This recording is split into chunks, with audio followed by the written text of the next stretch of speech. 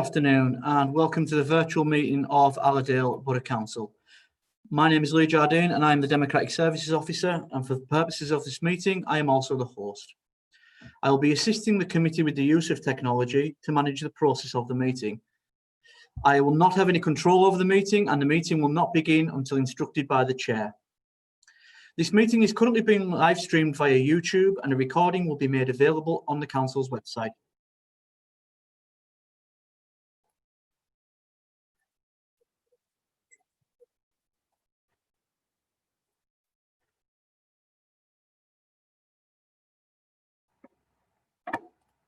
Sorry about that. Just bear with me a second. Everyone who's indicated they're attending the meeting has now joined and the meeting is now locked. Shortly, I'll hand you over to the chair, but first, introductions. Can I ask the attendees to introduce themselves, starting with the members? Councillor Coburn.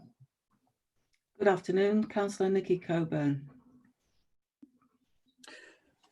Councillor Daniels. Good afternoon, Councillor Alan Daniels. Councillor Armstrong.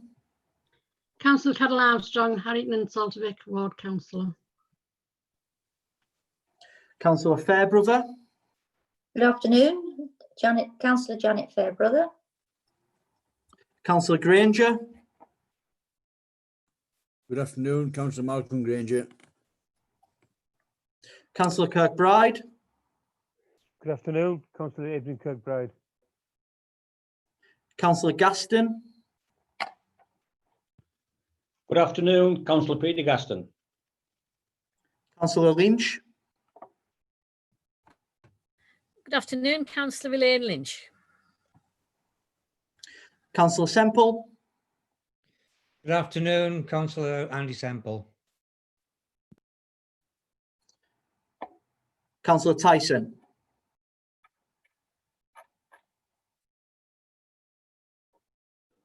Good afternoon, Councillor Alan Smith.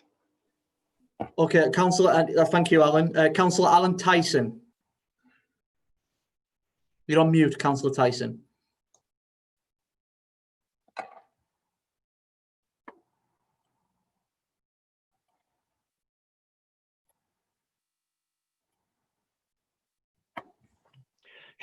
Good afternoon, Councillor Alan Tyson. Thank you. Now we'll hand over to the officers. Simon Sharp. Good afternoon. My name is Simon Sharp. I'm the Planning and Building Control Manager. Steve Long. Good afternoon, Steve Long, Senior Planning Officer in the Council's Development Management Section. Sharon Sewell. Good afternoon, Sharon Sewell, Head of Governance and Regulatory Services and Monitoring Officer. Gail Roach. Good afternoon, Gail Roach. I'm the Democratic Services Manager. Paul Young. My name is Paul Young. I'm Democratic Services Support. Thank you. We also have Wayne Collins, our IT officer, and Johnny Irving, our Communications Officer, in the meeting as well. Thank you for all your introductions. Please can participants remain on mute throughout the meeting unless you're intending to speak. To speak, please can members use the raised hand icon to indicate they wish to speak and only speak when requested to by the chair. Once you have finished speaking, please can you lower your hand. To vote on items, the chair will ask myself as Democratic Services Officer to go through each member alphabetically. Each member will reply with their name and I vote for, against or abstain. I will now hand you over to the chair to formally start the meeting. Thank you. Good afternoon, everyone. As previously stated, my name is Nikki Coburn. I am Chair of the Development Panel for Allerdale Borough Council. You've been introduced to the members and officers in attendance today, and the planning applications under consideration today will be decided by the members of the panel who are councillors, and we are supported by the officers in attendance. Moving on to the agenda. Agenda item 1 is the minutes, and these have been amended for the inclusion of Councillor Semple. So I'd like to sign as a correct record the minutes of meeting held in March. For the purpose of this virtual meeting, I will assume that all members are in agreement with the minutes unless they use the raise hand function to indicate that they wish to speak. Can members indicate now, please?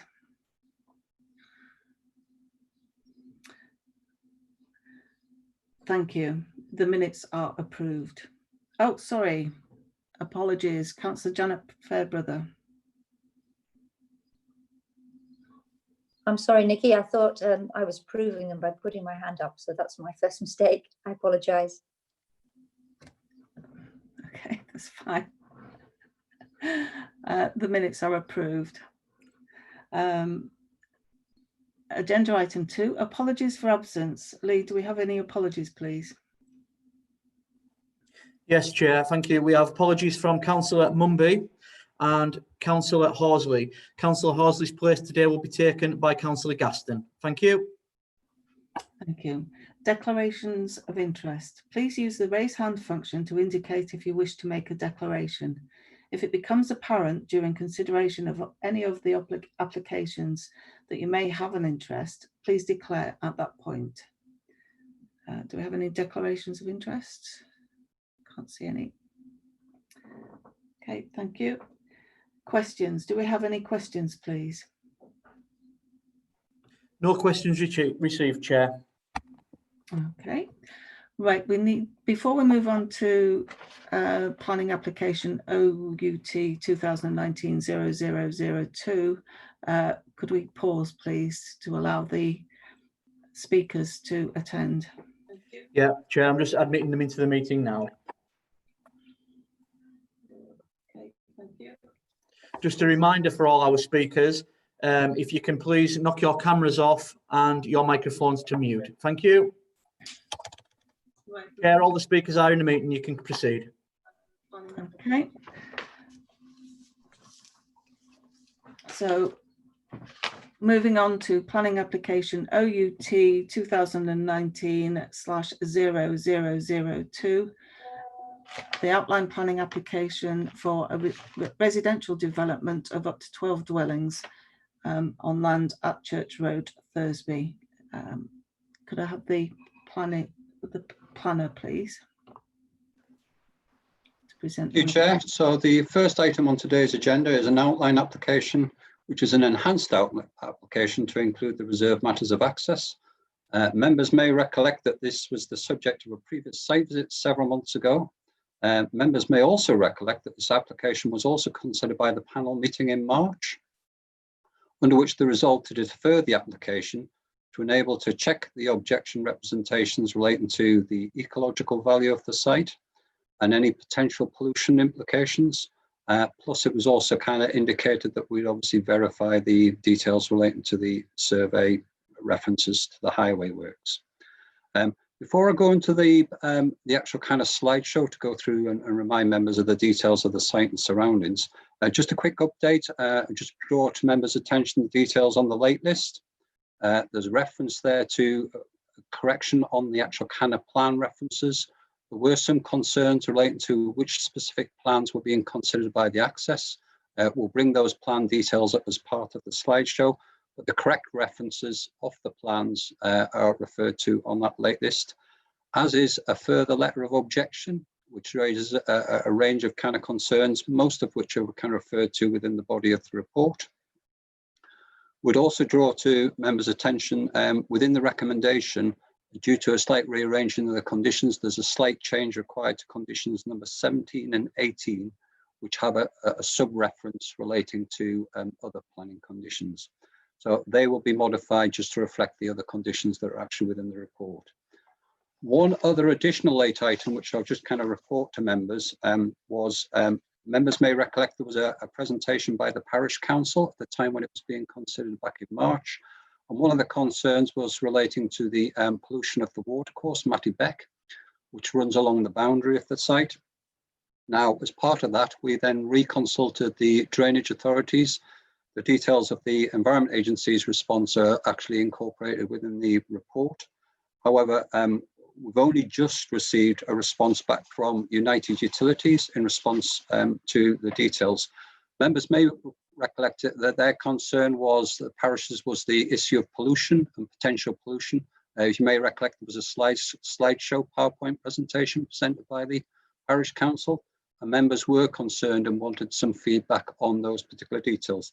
So the response back we got back from United Utilities has raised several, divided into several. Firstly, in respect to the impact on the water infrastructure, their advice is as follows. It is important to explain that any comments that United Utilities makes regarding new development must reflect their statutory obligations and therefore must allow new connections. That said, we recommend all options for surface water drainage have been fully investigated and discounted prior to any proposed connection to the public sewer. The focus of our comments is surface water, as foul flows, even for combined developments in the area, have a minimal impact on the public sewer. This is because surface water flows can be much larger. In this instance, and in relation to the recent constructed development in the village, only foul flows are connecting with the public sewer. As a result, the impact of the development on our wastewater infrastructure is kept to a minimum. On this basis, we have no objections to the proposed approach to the development of the site.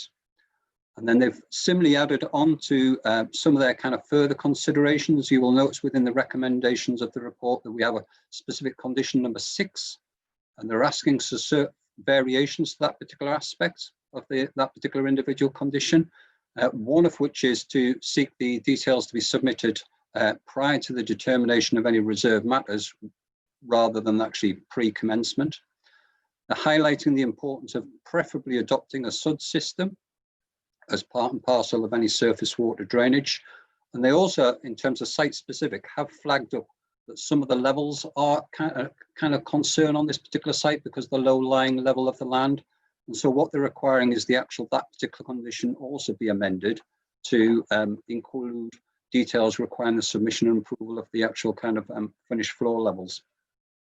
So as part of that, their recommendation, whilst raising no objections, they have recommended that condition be amended to read along the lines of details of a surface water drainage scheme be submitted to and approved, which in accordance with the details set out within the submitted flood risk assessment. And this should include measures to mitigate any negative impact of surface water on the development of flood. A restricted rate of discharge of surface water agreed with the local planning authority. Levels of the proposed drainage systems, including proposed ground and finished floor levels. Foul and surface water shall drain on separate systems. And then obviously they're requiring it to be undertaken in accordance with the National Drainage Network. Okay, so that's an update on where we're at in terms of correspondence being received in respect of the submission itself. Moving on to the slideshow, just to familiarise members once again with the details of the site and surroundings, I'll endeavour to share the slides with you if you want, please.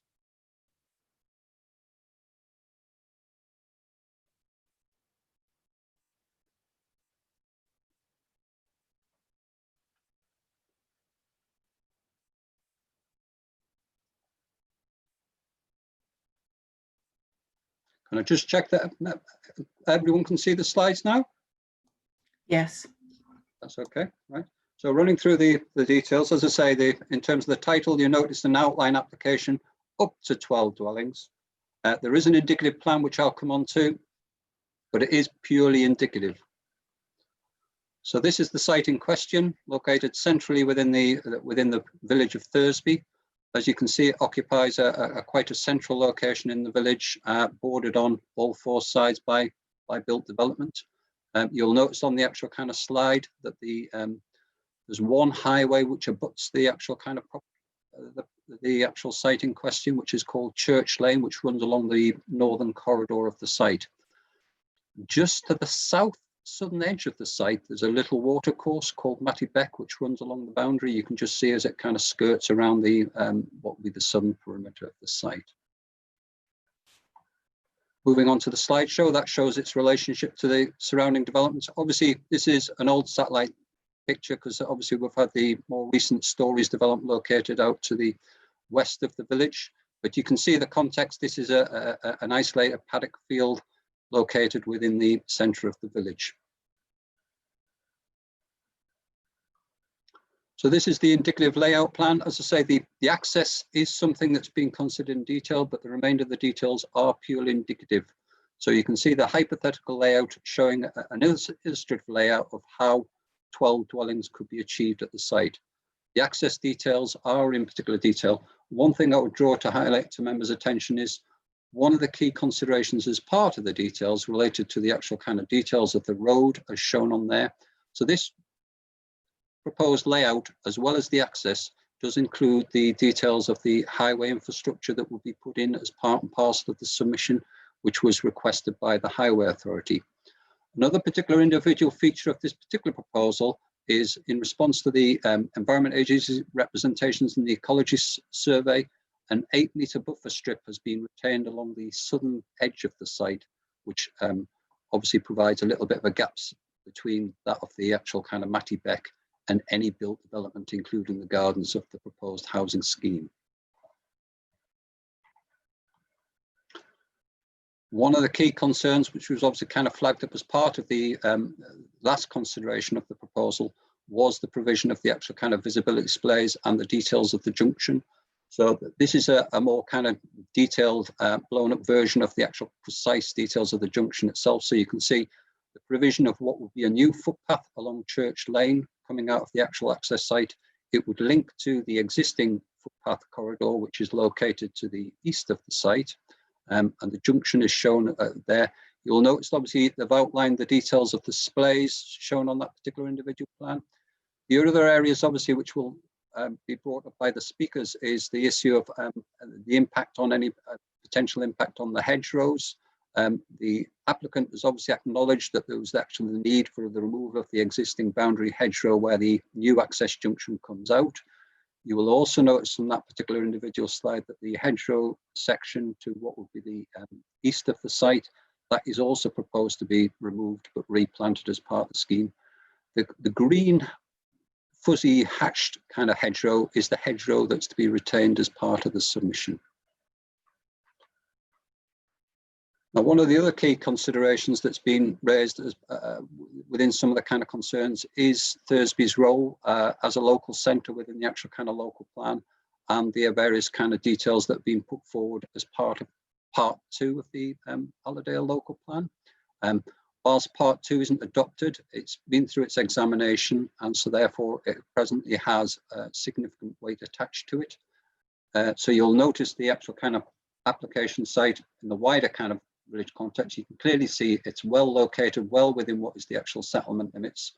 And you'll notice that there's the more recent housing commitment, which is now, I believe now kind of complete, which is the stories developed in this area.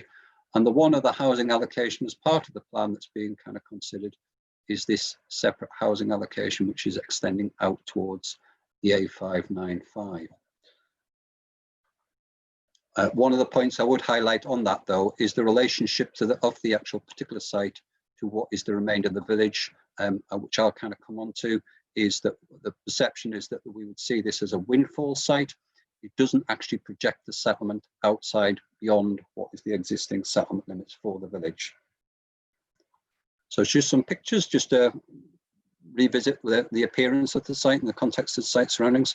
So this is standing within the site, looking at to what is the existing field gate entrance. That will be filled in with a hedgerow, and the new site entrance will be located in the approximately where the where you can see the red van in that approximate locality. That shows it looking at in a westwards direction across the length of the site. You can see some obviously kind of like the built development is surrounding it. So you can see it's largely a large grazed kind of paddock area. That is the opposite view looking in an eastwards direction. So once again, we've got built development located along what will be the eastern boundary. And you can see Church Lane and the street lamps on the what will be the left-hand side. This is a view looking on the southern boundary, which is the where the watercourse is. So the watercourse is actually in a channel which runs along the boundary, and you can see that it runs along parallel with the tree line that you can see on the edge of the boundary. And more specific to that one end house there, it's in a, as you can see, it's in a recessed channel located within the kind of ground. One of the key concerns, which obviously is being raised within all the representations, is the issue of the works to the highway. So this is the view of looking in what would be a westwards direction. One of the things that we'd obviously draw to members' attention, which was raised in the representation, is the issue of the width of the carriageway at the next property that you can see further along the road there, and the width of it. Clearly, as part of the submission, the Highway Authority have been requested as part of their representation for improved highway works to make the carriageway 2-car width, plus the provision of a footway along the boundary. And as part of that, would also highlight to members on that particular individual picture, firstly, the presence of the existing hedgerow, which contributes to the character of that particular part of the street scene. We'd also ask for members to take into account the location of the street furniture, which is a reflection of the bordering areas of land there would then fall within the highway limits, hence the being on the highway control. That is similarly the opposite view looking back towards the village green in an eastwards direction. So you can see in terms of the stretch of road is basically obviously a relatively straight stretch of road, but there is the issues to be taken on board, both in terms of the carriageway width and the pinch point that was reflected earlier. One of the other aspects that's raised within the report is its relationship to listed buildings.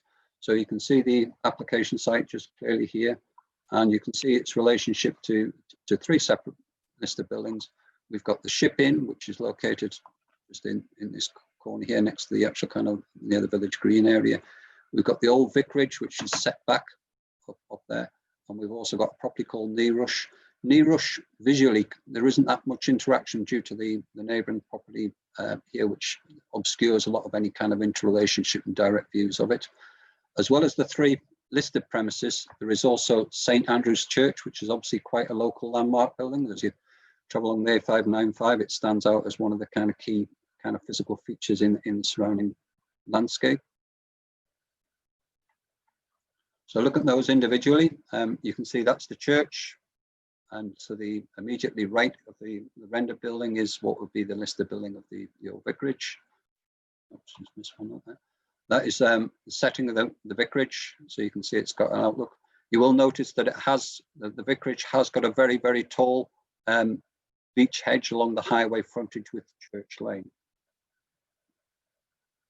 Then looking opposite, you can see the Ship Inn, which is set back.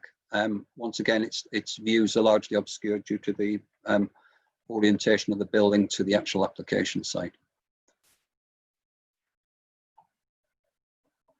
And that concludes the presentation. So I will just bring you.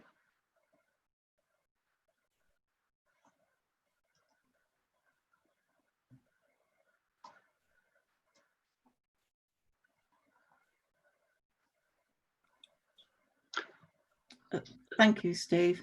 Okay, if I just move on to the planning merits then. So as an outline application, the primary planning considerations relates to the principle of the development.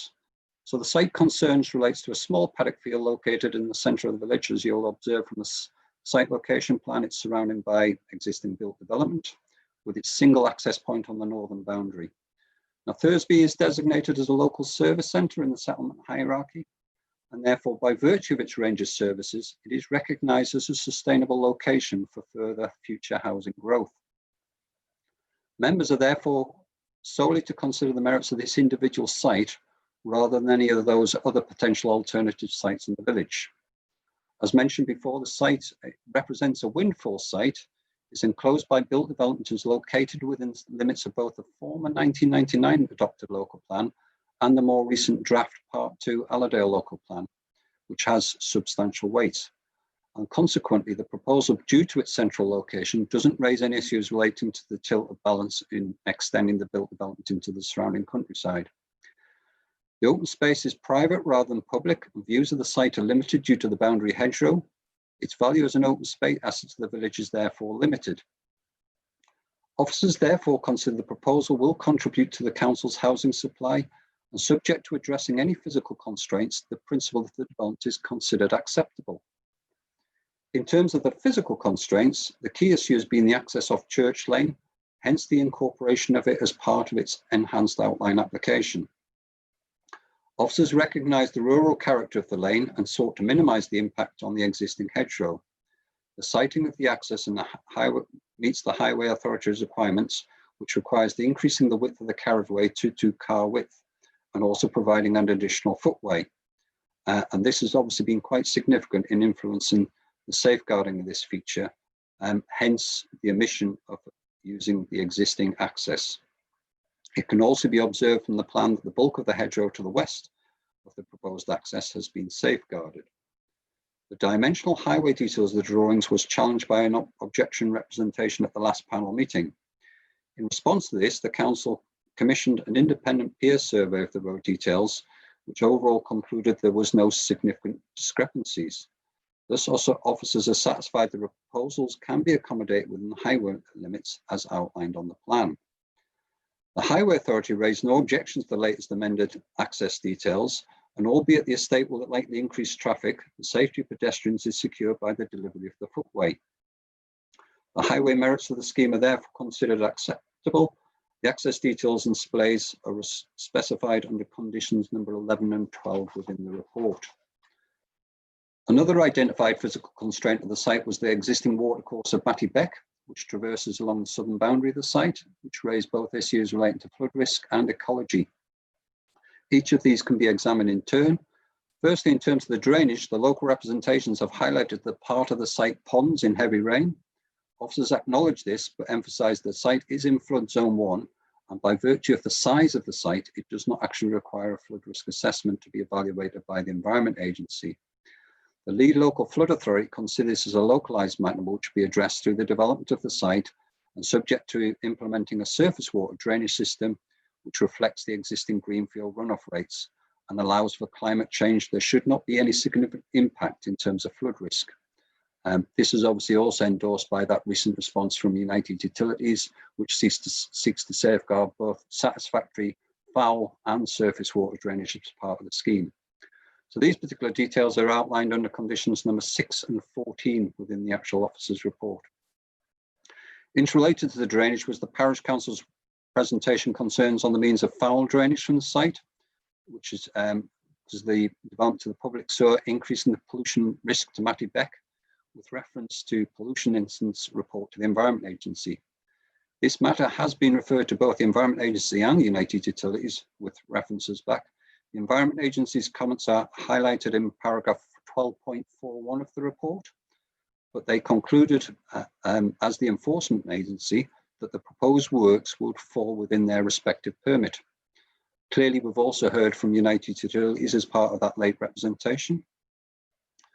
Further, officers would also highlight under the village's designation as a local centre, additional land has been allocated in the draft plan for the settlement, which has been accepted by United Utilities in evaluating the infrastructure capacity of the existing works within the village. Another area of concern was the matter relating to the ecology survey, its classification for the site and finding of its investigations. So officers employed an independent ecological consultant to undertake a peer review of the site, and this was undertaken and included a site visit. The consultant concurred that the land would probably fall under an alternative definition of poor quality semi-improved pasture rather than the applicant's description of improved pasture description, and did identify some additional plant species. However, he considers the methodology of the assessment and its findings reflected best practices, and albeit additional species were observed, there was nothing of significant ecological value. Officers highlight that the applicant's support and ecology report did attribute some value to the watercourse, and this has been safeguarded through the securing of an 8-metre wide corridor strip along the boundary of the watercourse there. And obviously within the submitted details, you'll notice there's reference within a section 106 to enable the future maintenance of this particular individual area. Furthermore, the ecological biodiversity value of the site, which is limited, could be enhanced through the additional landscaping. Condition 10 seeks to tackle the invasive species of the yellow archangel, and condition 16 seeks the implementation of new ecological mitigation measures. The planning considerations of the heritage assets were also investigated during the course of the application. 3 listed buildings were located in the vicinity of the site, namely the Ship Inn, the Old Vicarage, and Knee Rush, and its adjacent cottage. Surprisingly, the more dominant neighbouring landmark of St Andrew's Church is not listed, but is of sufficient merit to be classed as a non-designated heritage asset. None of these assets are directly impacted by the proposed works, but there are potential impacts on its settings. The Ship Inn and Knee Rush occupy peripheral locations along Church Lane with no significant interactive views of the site and intervening land uses. The Old Vicarage is directly opposite, but is set back within its own grounds. Therefore, given its siting and intervening boundary hedge, it is considered the proposal will not significantly adversely affect this listed building. The non-designated asset of the church occupies an elevated location with its tower representing an important landmark within its surroundings. Given this context and the dominance of the building, especially its tower, it's considered the lower scale of the estate with the built-up area of the village would not adversely impact on the setting of the non-designated heritage asset. There was some discussion also whether the glebe itself is a non-designated heritage asset.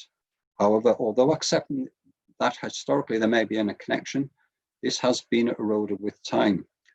Therefore, it's considered the proposal will not adversely impact on the setting of the heritage access in compliance with policy S27 of the Allerdale local plan. And you'll note is condition 8 seeks this opportunity to secure archaeological investigations. You will also notice from the report that the proposal does also include the benefit of 2 local affordable units. Whilst there are concerns in terms of residential amenity, the layout of the estate is a reserve matters and can be re-examined as part of any future application. The hypothetical layout plan demonstrates the density of the development, and which is achievable, and the amenity impact on properties to the rear of the site will be lessened by the 8-metre buffer strip. Therefore, in conclusion, the principle of the land for residential development is considered acceptable in compliance with the Council's adopted local plan policies, subject to the recommended section 106 and planning condition details. Thank you. Thank you, Steve. Lee, could you introduce the first speaker, please? Yes, Chair. The first speaker today is Ewan Hall. Mr. Hall, you have 5 minutes. So can you please unmute your microphone and turn your camera on? Thank you. Okay, can you hear me? Yeah. Yes. Okay, Mr. Hall, it's Simon Sharp, the Planning and Building Control Manager. When you want to move on to a new slide on your presentation, if you can just give an indication for me to do so, and I will. Thank you. Okay, that's super. I'll just say advance and then we can take it from there. Thank you.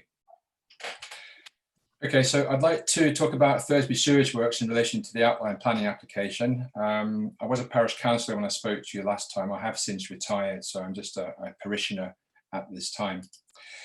Advance.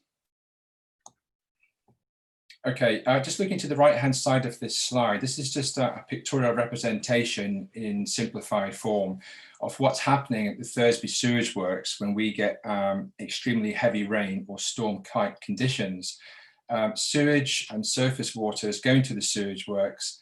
It's not always able to cope sufficiently, and the extra capacity that's going to the sewage works is ending up in an overflow drain, which we'll show you on the next slide, if I may. So next slide.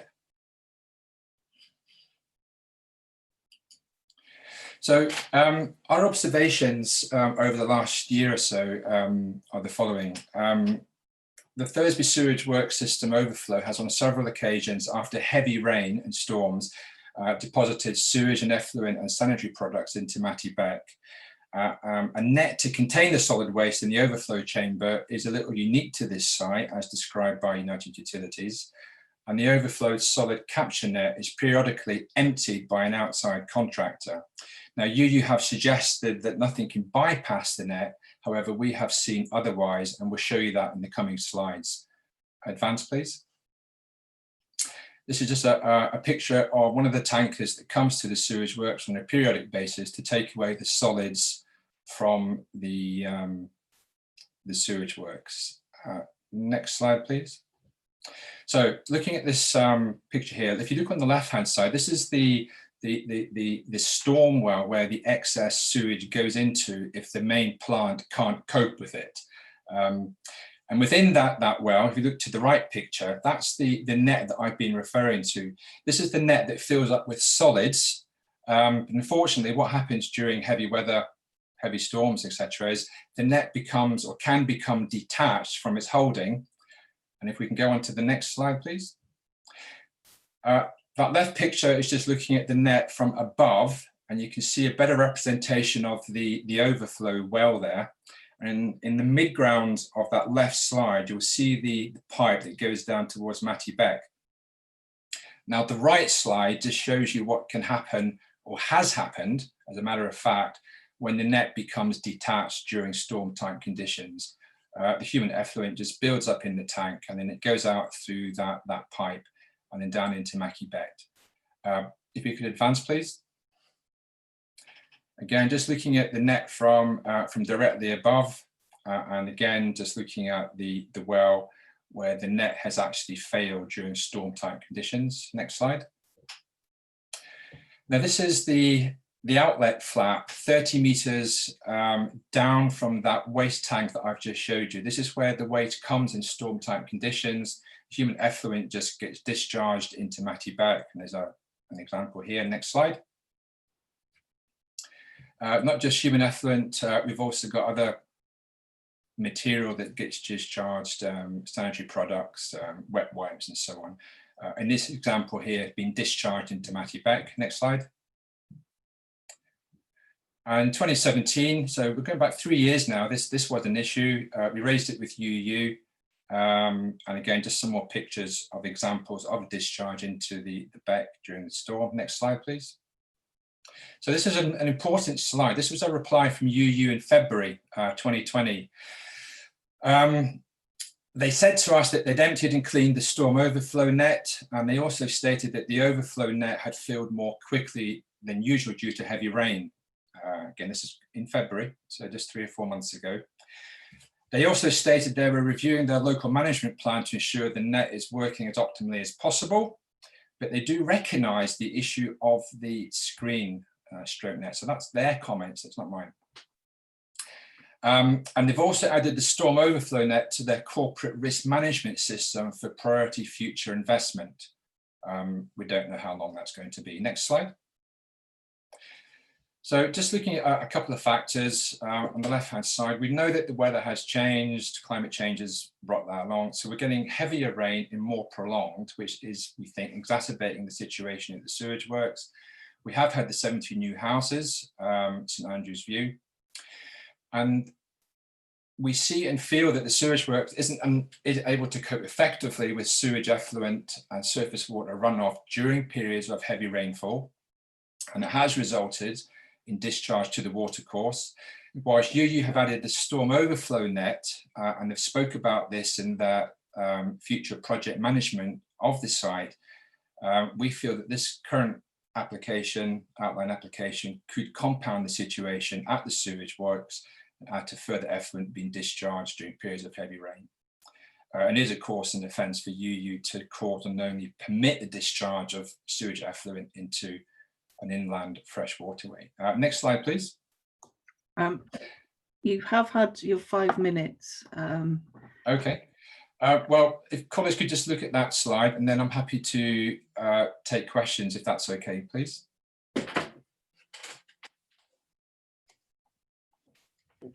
Certainly. Any questions for the speakers, please? Councillors.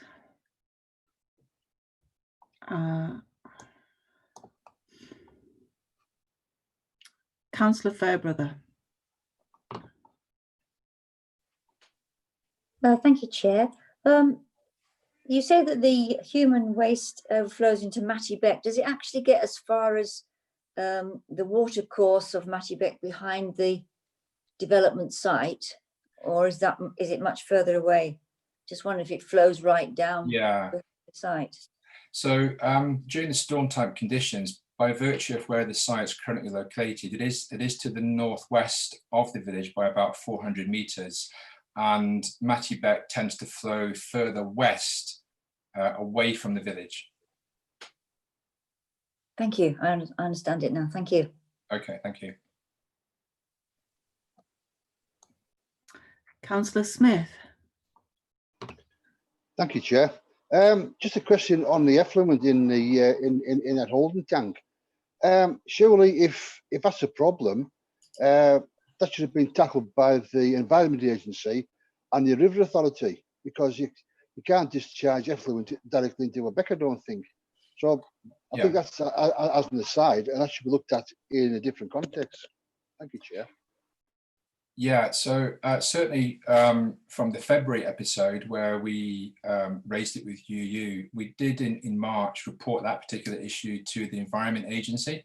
So on that occasion, it has been reported, but the nature of that overflow well, or that tank, if you want to call it, it only tends to fill up when there's a heavy storm or there's very, very heavy rain, because the other part of the sewage works can't cope with the sheer volume. So it isn't discharging every week or every month, but predominantly from our evidence, what we've been able to collate is it's when the storm hits. So you don't necessarily know that the net has lost its capacity or has come away.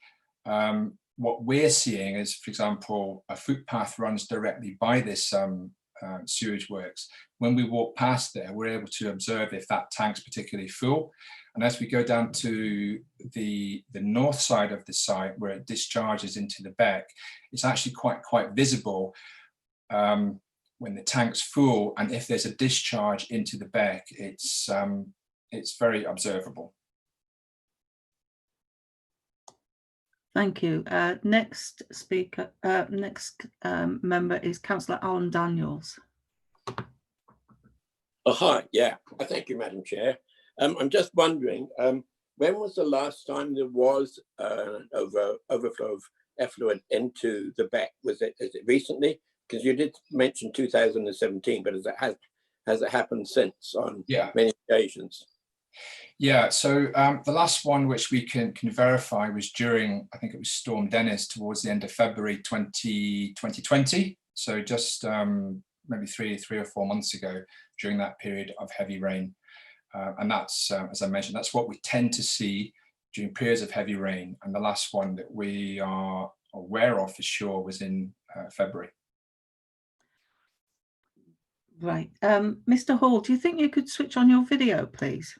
Yeah, I'm sorry. I'm just having a, don't know why it's gone off. Just bear with me a second, please. And our next speaker, councillor with a question is Councillor Malcolm Granger.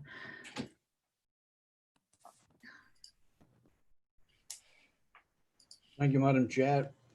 Mr. Hall, reading 6.4 of this, our officer's recommendation is United Utilities. They have no objections subject to planning conditions. Yeah. So where do you agree and disagree with United Utilities, please? So I'm just looking again at one of my slides, the one that's got the example on, where you were contacted by the Parish Council on the 24th of February regarding the most recent discharge. And, you know, one of the things which they replied to us in writing is that they recognise that there are issues with the net during storm type conditions. So, and then they stated that they are adding the issue of the net to their corporate risk management plan. So, you know, based on what they've told us, it does seem to suggest that they recognise that there is a problem. They've put it onto the risk management plan as a priority for future investment. So it would appear from what they're telling us is that there is an issue, they're aware of it, and that they're planning to do something about it, but it's sometime in the future. So based on our observations in terms of what we've seen and taken pictures of and what they've said back to us, there does appear to be an issue with this site during storm type conditions. Is that okay? Thank you. Do we have any more questions No, I can't see any hands up. Well, thank you, Mr. Hall, for that very graphic presentation. Lee, do you think you could introduce the next speaker, please? Yes, Chair. The next speaker is John Burkett. John, you'll have 5 minutes.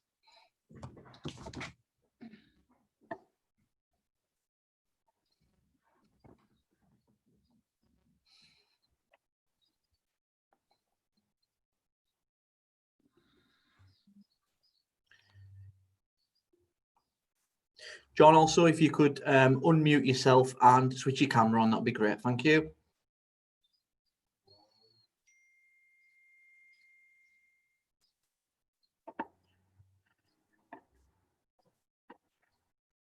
Mr. Burkett, we can't hear you. I don't know if you're trying to speak.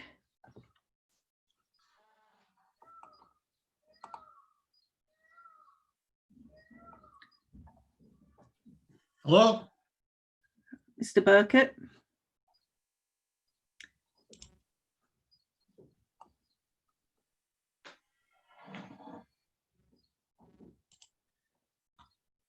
Mr. Burkett? Right. Lee, could you perhaps, should we try and get the next speaker while Mr. Burkett gets sorted out? Yeah, just bear with me a moment, Chair.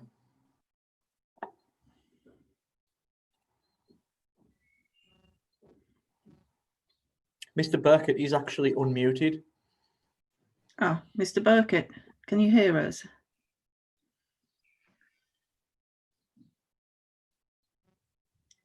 Hello, Miss.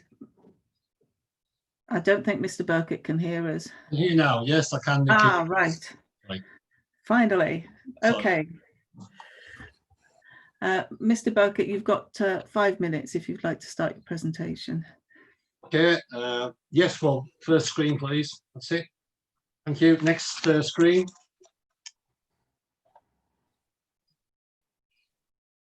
Sorry, yeah, next screen. Yes. Oh. Next screen, please. That's it. I'll start your time from now, don't worry. Thank you. Right. I object to this outline planning complication on the following highways points relating to partly the development panel report dated the 16th of the 6th. But the 4 points I picked from the highways is, as you can see below, incorrect measurements usage and lack of clarity drawing submission to the County Council Highways Department, as in James Moultrie. Number 2, the incorrect splays calculation. Number 3, the incomplete pathways. And number 4, the out-of-date survey, speed survey, sorry. Next slide, please. Just touching on that, looking at the highlighted text below, which was taken from the Allerdale Council minutes last meeting on the 10th of March, sorry, which is deferred.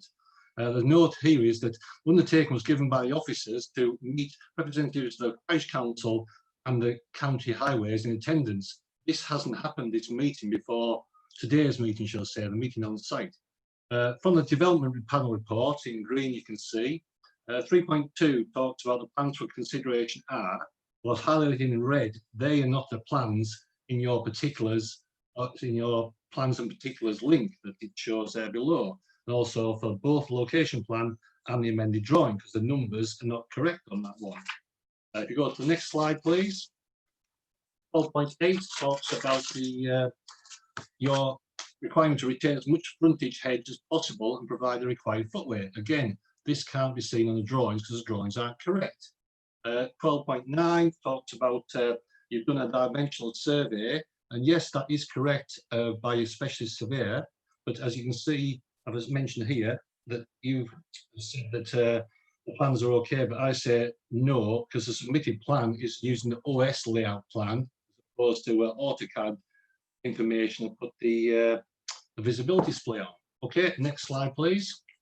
You've also talked on your 12.12 item on your report about the retention of the hedge is necessary. You said as you go down with the dwellings, the proposed footpath will undermine the existing hedge that is supposed to be retained, as you've said on 12.12. And your Annex 1 conditions, you've talked about item 5, the Development hereby permitted shall be carried out solely in accordance with the following plans. Now that plan you've got in your report, 011 revision B, it's not even issued. Or where's it at? Next slide, please. The first item we talked about, incorrect measurements. Next slide, please. Talked about there's an email here, well, letter from the council that's asking about the drawings are not, there only is 2.4 shown, not the 2.4 requirement. And again, it's the other thing, show that the verge width is ensuring reflects this on the ground. That is not appear to do so. That is a county council from James Moultrie email that's in your list of particulars. Next slide, please.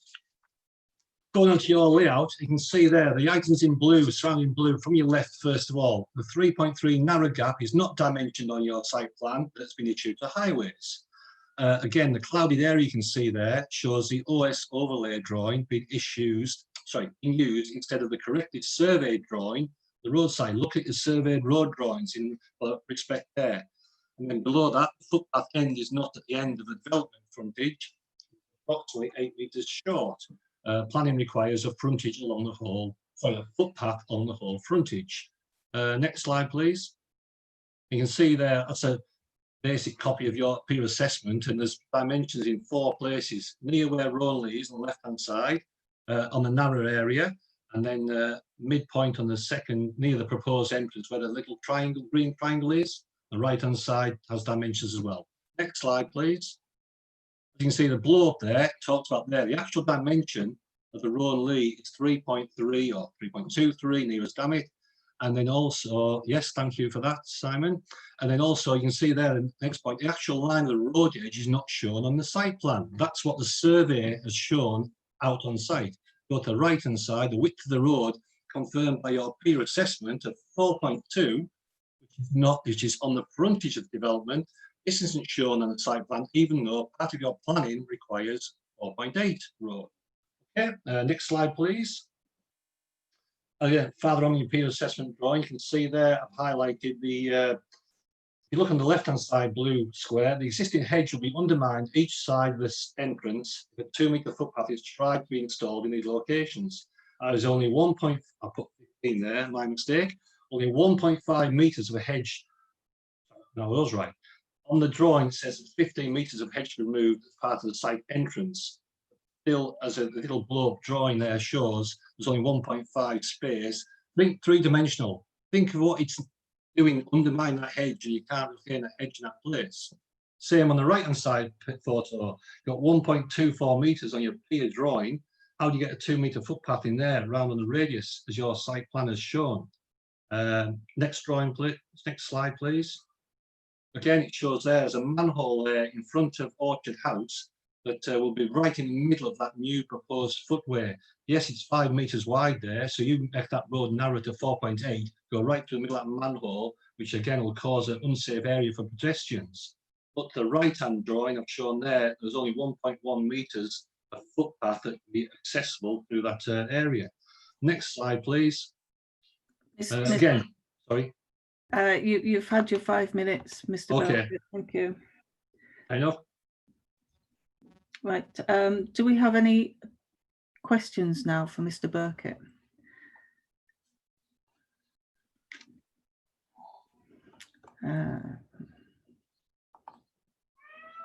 Councillor Fairbrother. Good afternoon, Mr. Burkett. When I looked at the plans that it said they were going to widen the highway and put a footpath in, although I didn't have a tape measure, I couldn't really see how it could be possible. So if the footpath was put in, would it be close up to the hedge, or are you saying that the hedge has to go to accommodate the footpath? You're going to undermine the hedge, and in turn, the hedge will have to be, unless you can put the hedge in fresh air above the footpath, it won't fit in. Because if you see the next part of the drawing, incorrect visibility displays, it shows a 2.4 dimension, but it looks to be a 2-metre dimension on the drawing. When you say there imposed drawing of 2 metres for the footpath, it looks as though the visibility display has been drawn incorrectly, and it doesn't match the near side curb either. So it's a case of trying to cover things over from yourself. So like, in theory, you're seeing a plan drawing. You should look three-dimensional about it. It doesn't work, and the drawing information looks to be wrong. It said 2.4. Should actually be 3.5 on that when you look at the Highways Authority, but there you are. Okay, hope that answers the question. Yes, I was also going to say, so you're assuming that the footpath will be 2 meters all the way along, whereas I guess no, You know, it's going to be 2 meters on one side. It's supposed to be reduced down on the right-hand side to the east side, shall I say. But again, you can't get 2 meters in without taking the hedge out. Thank you very much. Okay. Thank you. Councillor Malcolm Granger. Thank you, Madam Chair. Mr. Burkett, has the council not been approached to use the Church Lane as a one-way road instead of a two-way traffic? I don't know. You might know more than me about that. No, I've never seen it be. It would be better with a one-way road, and you'll be able to reduce the width down, and you'll be able to make it down to 20 miles an hour, because at the moment it's a 30-mile-an-hour road, and the survey is saying it's a 24-mile.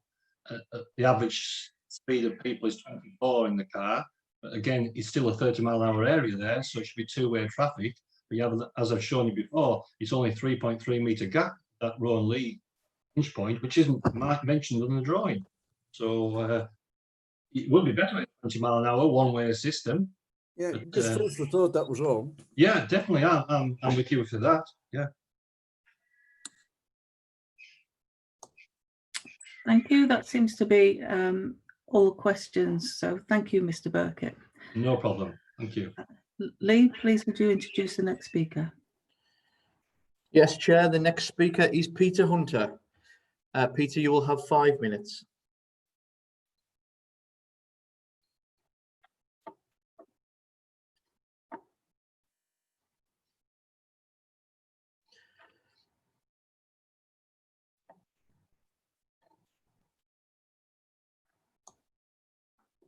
Mr. Hunter, I can't.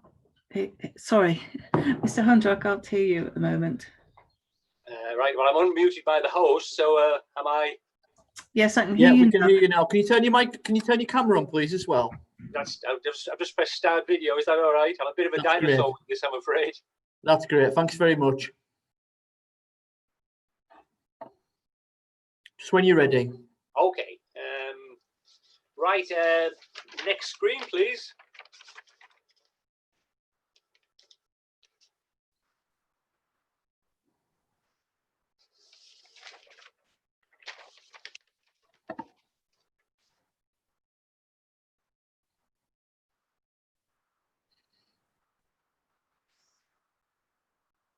Thank you.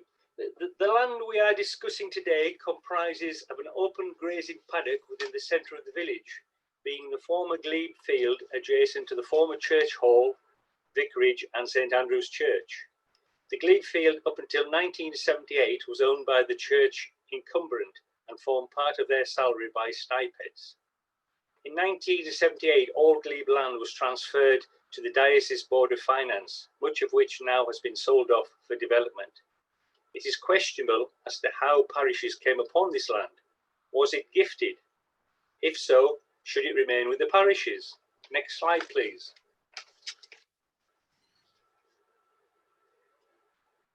Two ecological reports have been submitted which go in some way to answer one simple question, which, having read both excellent reports, remains unanswered. This question remains open to interpretation. Several experts could be given different answers. The question, is this unimproved land? The peer review by Bowell Consulting states the land has been undeveloped since 1868, and the photo from 1947 showing no sign of cultivation, which a local can confirm even through the world wars. I would question the usage of public records mentioned in section 4.2 of the ecological report, as these have not been produced for verification. Next slide, please. Thank you. This parcel of land is unimproved pasture land. A parishioner can confirm this as they were the permanent tenants from the 1900s. She, like myself, can remember playing in the field before and after Sunday school in the church hall adjacent to the field, which is now St Andrew's Lodge. She married into the Rea family, who were tenants up until they retired in 2006. The field was used for grazing sheep, as it has no water supply, and was primarily used for a hay crop, which was cut along with the graveyard by the parishioners in time for the village sports day on the field. The field grazing was never enhanced with fertiliser. All they could afford went into their vegetable plot. Thank you. Next slide, please. The Rea family were market gardeners and sold their produce at the house door in Thursby or in Carlisle Market Hall. Based on evidence of a parishioner, I would say this land is definitely unimproved. During our present COVID pandemic, Church Lane and the Glebe Field have contributed greatly to the well-being and mental health of the young and old in Thursby. During their lockdown allocated exercise, they're able to stroll up a quiet, safe lane and not only enjoy the fresh air, but the wildlife. The pony and the foal in the field have kept them upbeat and a joy for the smaller children to get close to nature, which is becoming harder as all our local farms are becoming factories with animals inside 24/7. Next slide, please. 2 points to consider regarding the hedgerows. In the report by Hesketh Ecology, the northern boundary hedgerow has not been fully assessed as to whether it contains any species listed under Section 1, Part 1, Schedule 5 or 8 of the Wildlife Countryside Act 1981. During the consultation on the previous 2006 application for this field, Natural England objected on the grounds of the hedgerow and tree belt bounding the site must not be removed or damaged. Next slide, please. When producing our parish plan, the majority of parishioners' returns stated that the present important open spaces should remain protected open spaces and not be used for housing purposes. These areas include the village green, land adjacent to the Ship Inn, land on Matty Lonning, and the Glebe Field. The Glebe Field is an amenity open space enhancing the appearance of a residential area within striking distance of many residents, for young and old and the vulnerable. Next slide, please. This planning application has been poorly conceived, is not part of the Allerdale local plan, does not respect other planning considerations, and is not wanted by the residents of Thursby. This application should be rejected. Next slide, please. Thank you for your time, and thank you for listening to my presentation, and I will now accept questions. Thank you very much. Thank you, Mr. Hunter. Councillors, do we have any questions?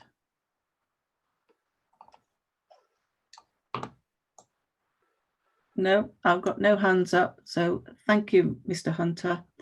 And Lee, could you introduce the next speaker, please? Thank you very much, Chair. And nice to hear your peacocks. Thank you, Mr. Hunter. Chair, the next speaker is representing Thursby Parish Council. It's Ray McCready. Can you please unmute your mic and put your camera on, please, Ray?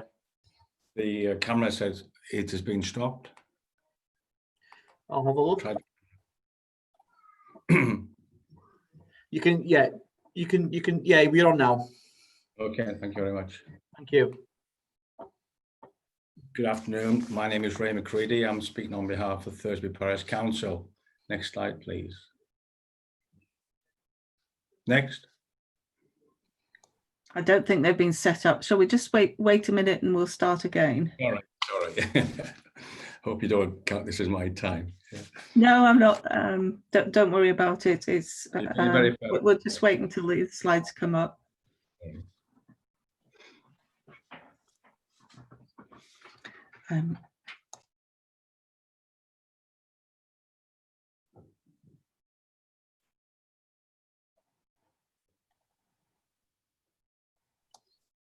How are we doing, Lee? Just with the planning team at the moment, Chair. Rightio.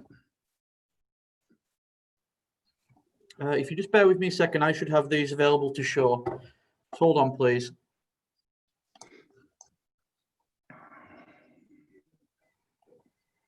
Sorry about this, Mr. McCready.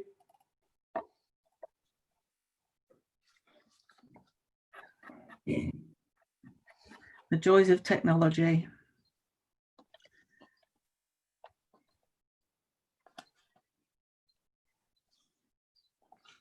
Have we lost Simon? Yeah, I believe so. Right, okay.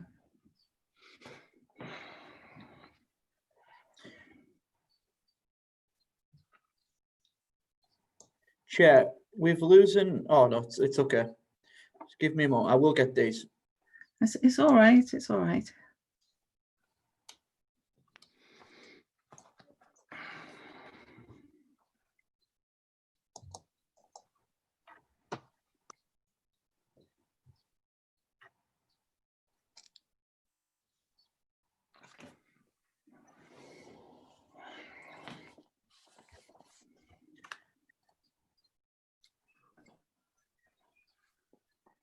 How are you doing, Lee?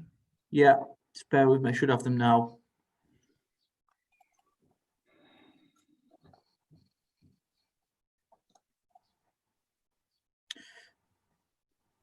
This must be one of the quietest meetings with everybody on mute. Right, Mr. McCready, can you just confirm that you can see that? And is that your? Yes, I can see that. Yeah. Right. Okay. No problem. Yeah. Back on now, are we? Yep. So is that where you wanted to go? Please, yeah, if you can do. This is scroll down. Yeah. Would you center it maybe a little bit, because I think you're losing some of the slide. Yeah. Is that better? Maybe go back to the start. Now. Go back to the start if you could, please. You wouldn't mind, and I can get in the flow, please. Could you? Thank you. Are you okay now? Yeah. Yeah. Good afternoon. My name is Ray McCready. I'm representing Thursby Parish Council. Next slide. We believe Thursby is a great place to live and work and play, and we hope that our planning considerations can take this into context. Next slide. Presentation like today will summarise the three earlier speakers and also look at the Allerdale plan. Next. From the panel meeting held the 10th of March, there was 3 actions which were asked to be taken forward. One was an ecological survey, one was the commons and water treatment, and one was on the highways. Next.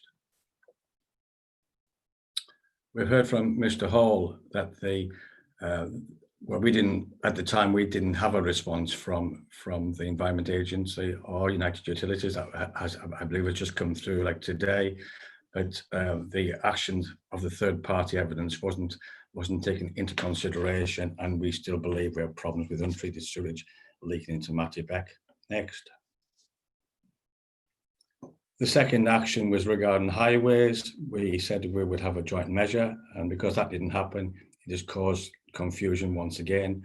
And the favourable geometry, which has been carried forward by the highways team, has meant that the issues haven't been fully addressed. Next.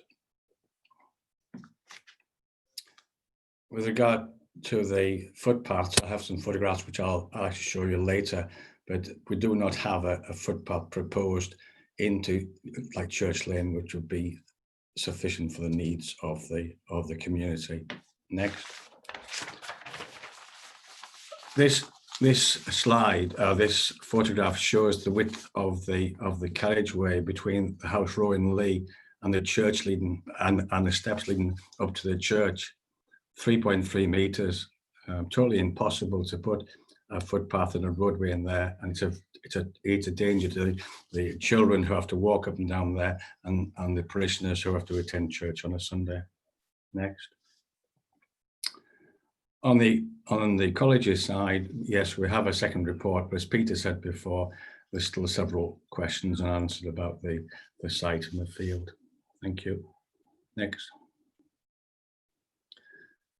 Can we turn now to the Allerdale local plan? And we believe that the Glebe Field site under consideration is not aligned with the plan. Next.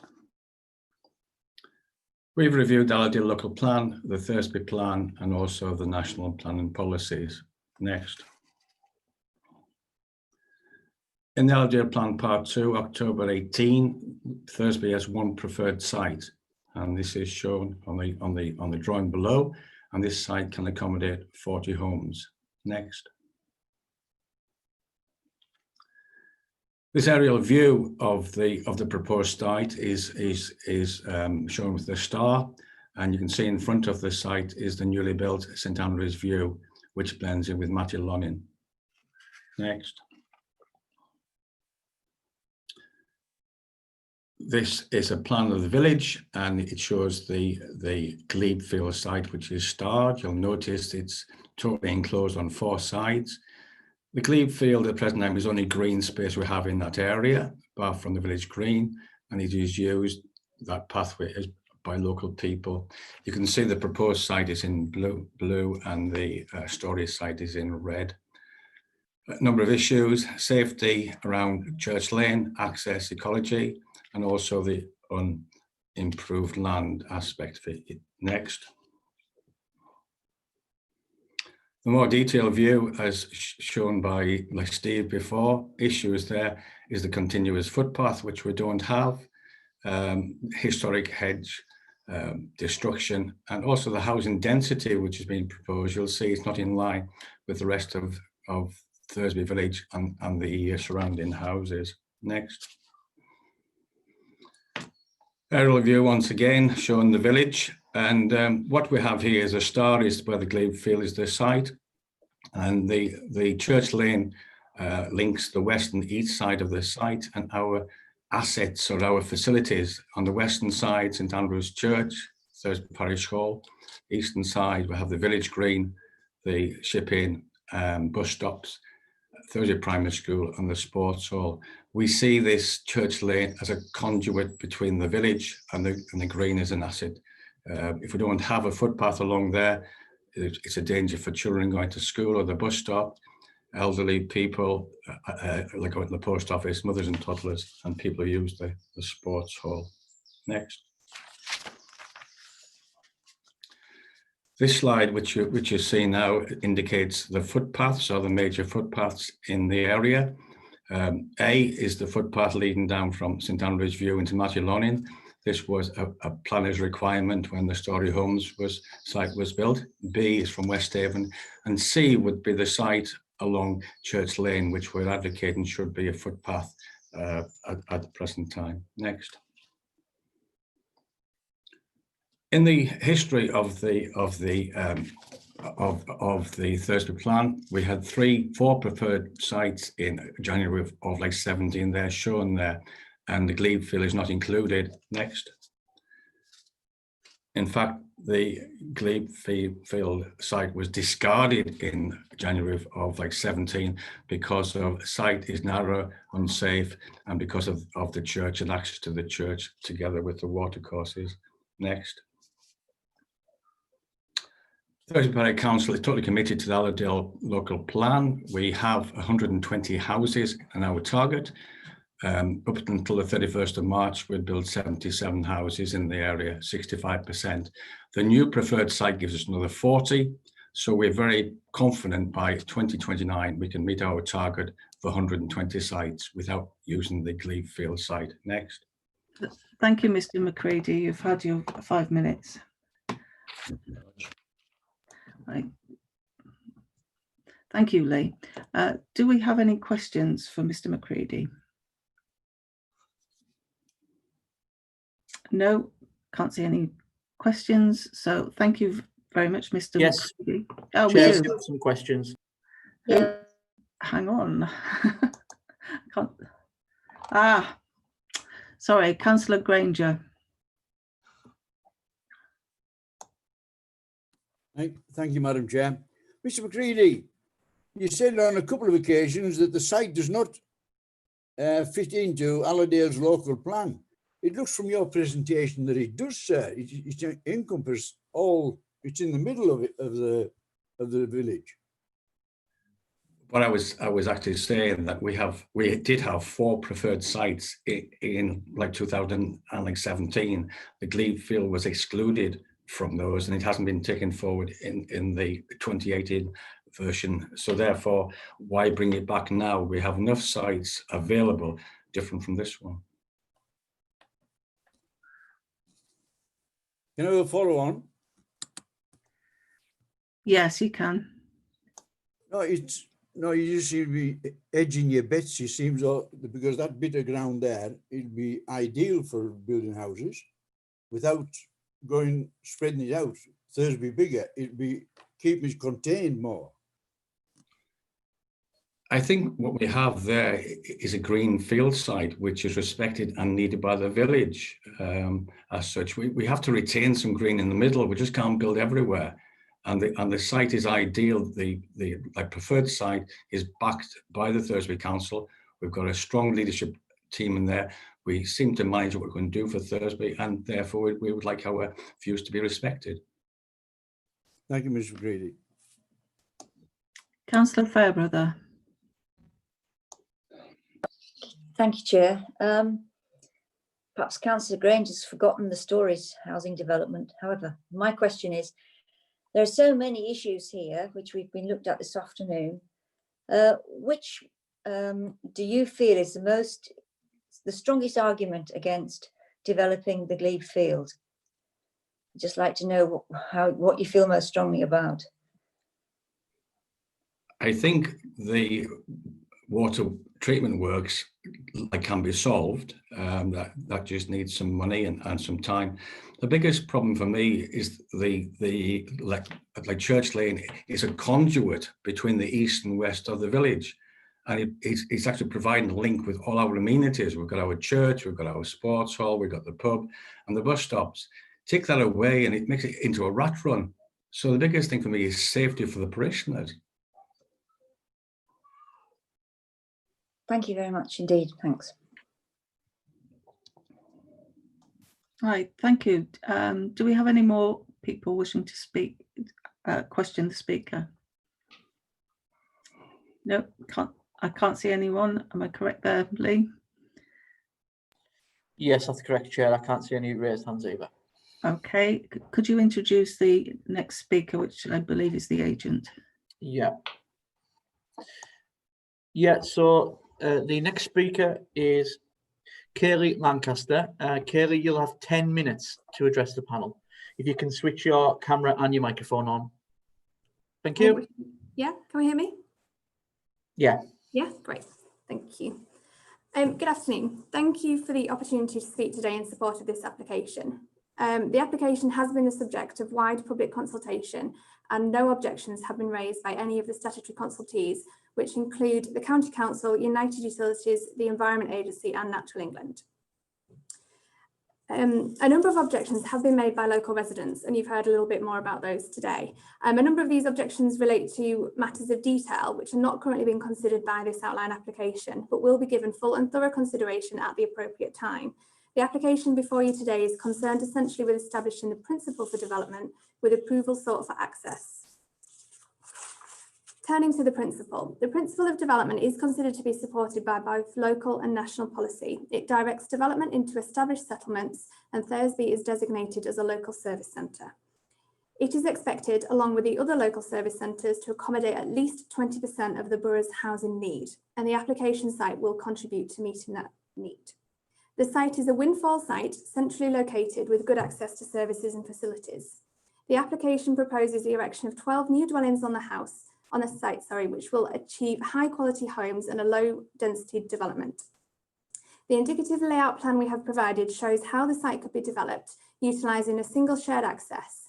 And within the site, there is sufficient space allowed for drainage, open space and an ecology buffer.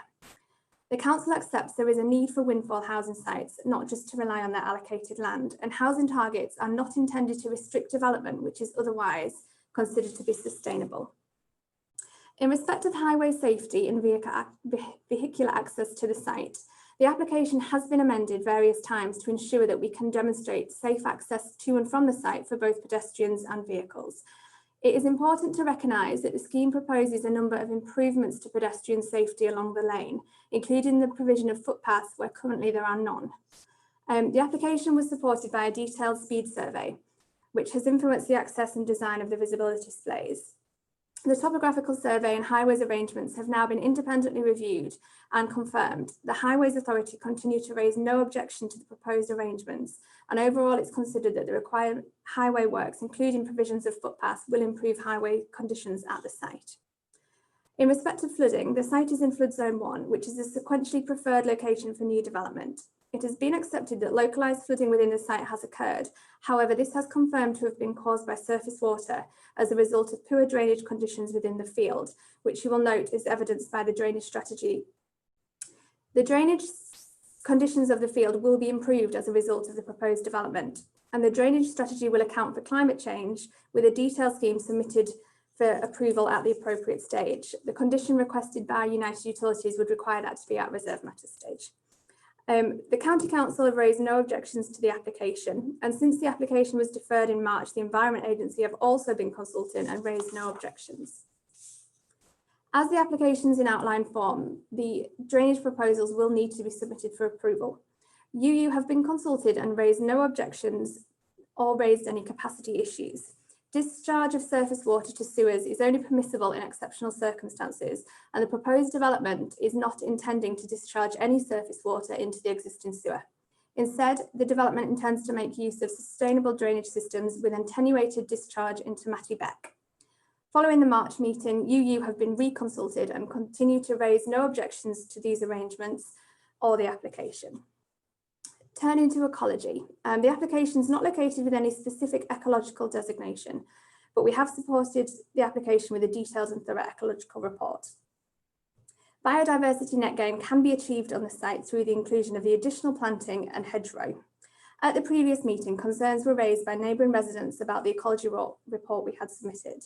An independent review was commissioned by Allerdale Borough Council and has concluded that the assessment represents good practice. And although there is some difference of opinion on the classification of the land, the overall conclusion remains the same. The site is not of any district, county or national ecological significance. Affordable housing. The application triggers a requirement for affordable housing. Usually on small sites such as this would be provided by an off-site financial contribution.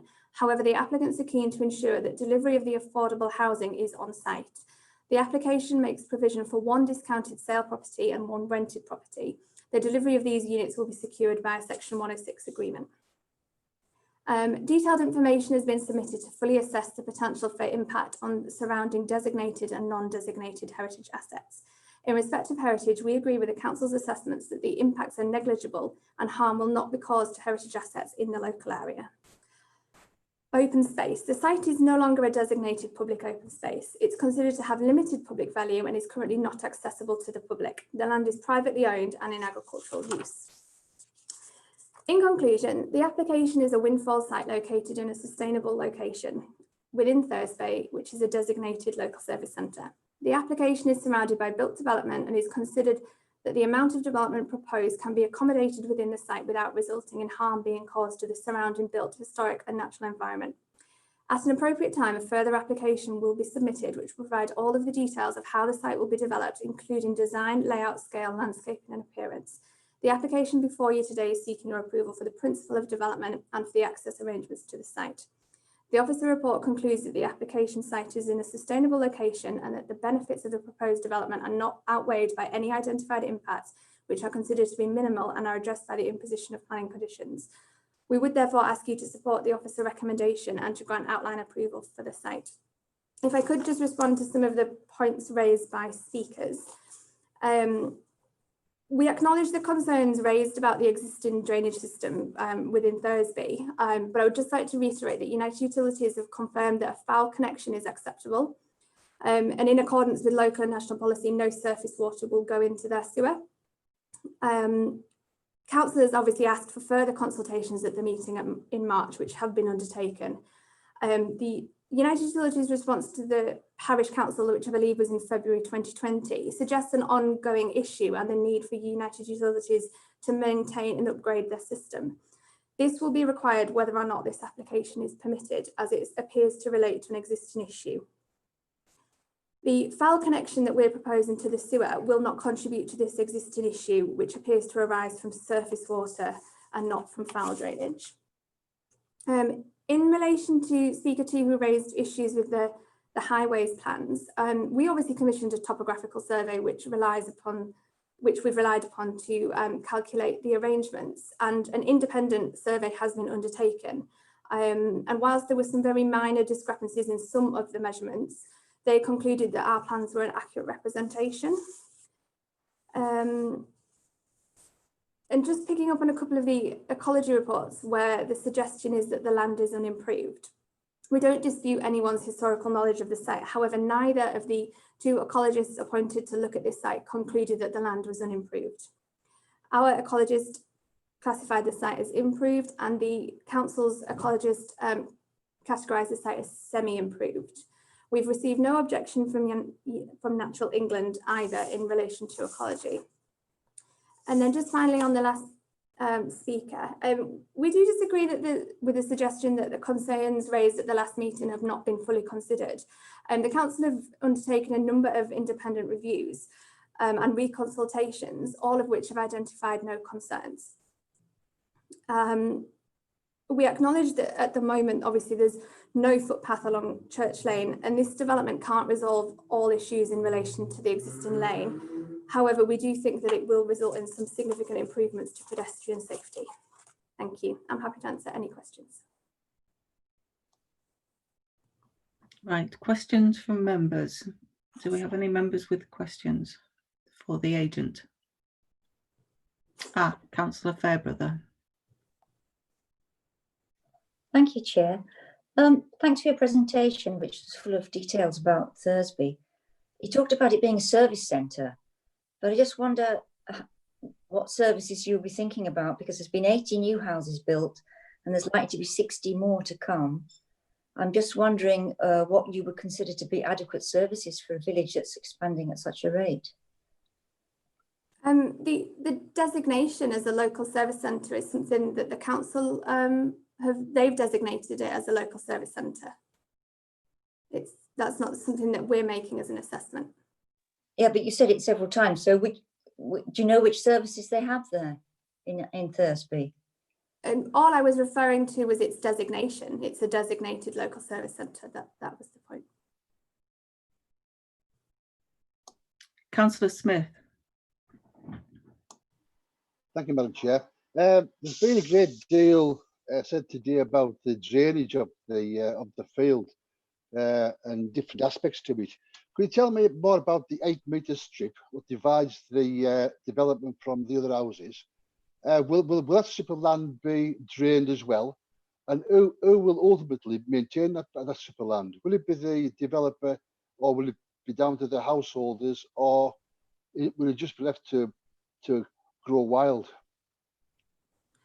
So the 8-metre strip is designed to be an ecology buffer, and the management of that buffer will be secured through the legal agreement, the Section 106 agreement that will control other things like the affordable housing. And what will happen is that there will be a management company set up for the development that all houses will equally contribute to, and that will contribute to the maintenance. And that is the same for the drainage, for the SUDs, for the drainage arrangements as well. There'll be a combined management company that looks after all of those details. Can I come back in, Chair? Yes, yeah. Supplement. Regarding the householders, we've seen in the past where maybe in 10, 15, 20 years' time, that these patches of land, people put in to buy them or to extend their gardens. Will this be guarded against by some covenant?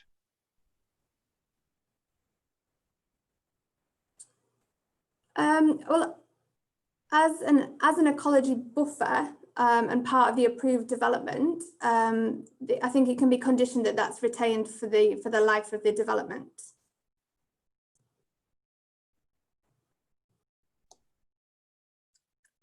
Thank you. Councillor Lynch. Could I just ask and confirm that the footpath that is going to be in front of the development is going to join up with other footpaths along that lane? So there will be a footpath along the whole of Church Lane? No, the requirement is that we provide a footpath along the frontage of the application site. So we join up to an existing footpath to the west of the site towards the ship inn. But there is no footpath provision beyond the site to the east towards the church. Can I just ask, just to confirm? Yeah. So there will be a footpath that will go from the site towards the ship inn, and you'd be able to walk along there all the way to the village green. Is that correct? Where there are I'm not 100% sure on where the full extent of the existing footway is, but we do connect to the existing footway that runs along that side of Church Lane, which I think will create a continuous link to that in that direction, but we won't provide a new link beyond the site to the east. Right, thank you. Thank you. Next, I've got Councillor Fairbrother. Thank you, Chair. You just mentioned that the piece of land is being used for agriculture down the site of the proposed houses. But in fact, all we've seen really is that it's a pasture, and in the picture we saw there were some horses there. I don't think there's any tractors going up and down, but can you explain to me what you mean by being used for agriculture? Well, the current use of the land is agricultural, that's its classification, and it has been let on tenancies, as far as I'm aware, since the board of, well, since prior to the Board of Finance taking over, but it has been let on agricultural tenancies previously to different people. I think it's currently let to somebody who keeps horses, but it's been let for a variety of different purposes prior to that.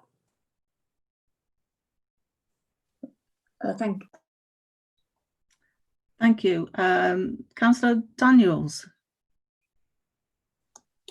Oh, thank you very much, Chair. I just have a question on the affordable housing. You say you have two affordable houses, one rental and the other one is discounted. Is that going to be a half shared discounted house or what? Can you give me a bit more information on that? It would be sold at a discounted price, not necessarily shared ownership. So someone wouldn't necessarily buy a 50% share, for example, but it would be sold at a percentage reduction of its market value based on the caps that are in place with Allerdale Council. And that would be agreed with the housing officer.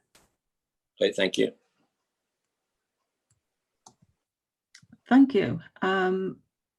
Anyone, any more questions for the agent? I don't have any questions. Any more questions? Okay, if we could now hand back to the planning officer, please. Thanks, Chair.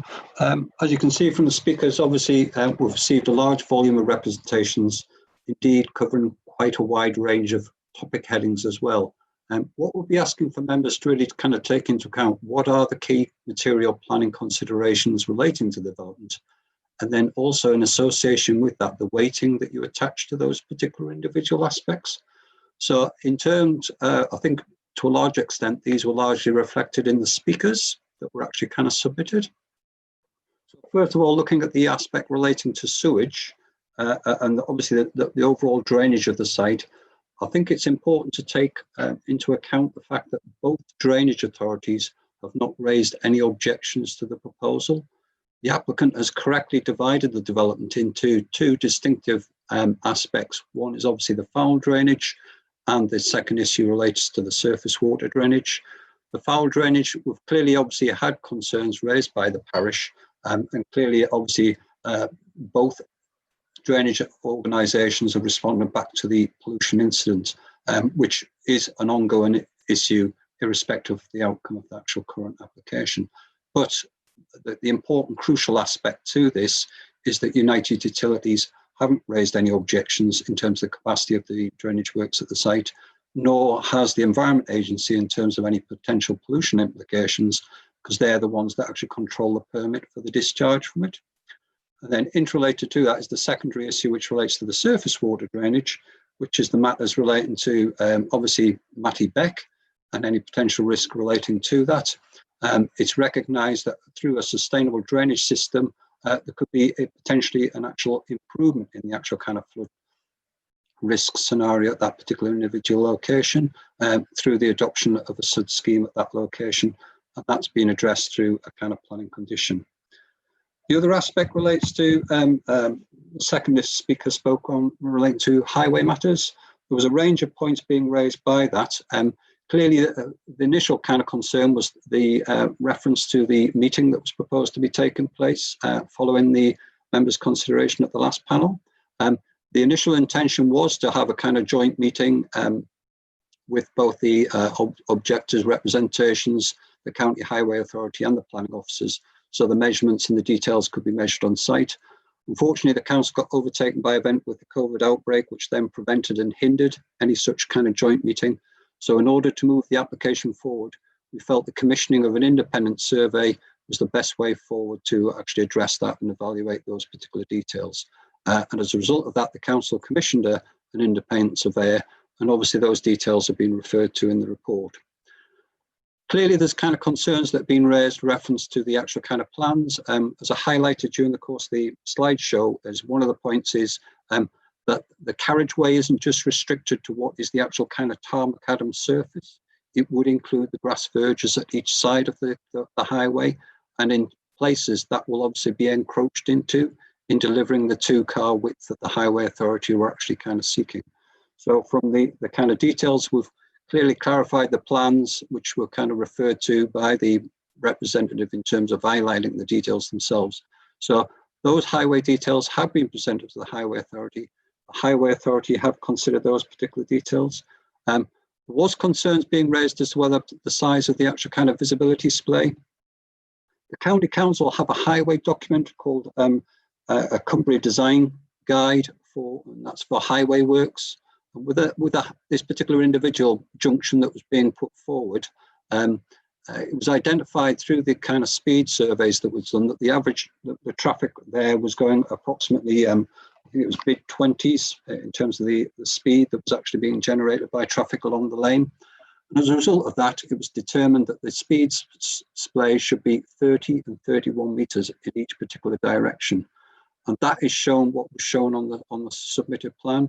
You will have noticed, obviously, there was reference made to 2.4, which is the guidance that's outlined within the Cumbria Design Guide as the reasonable one.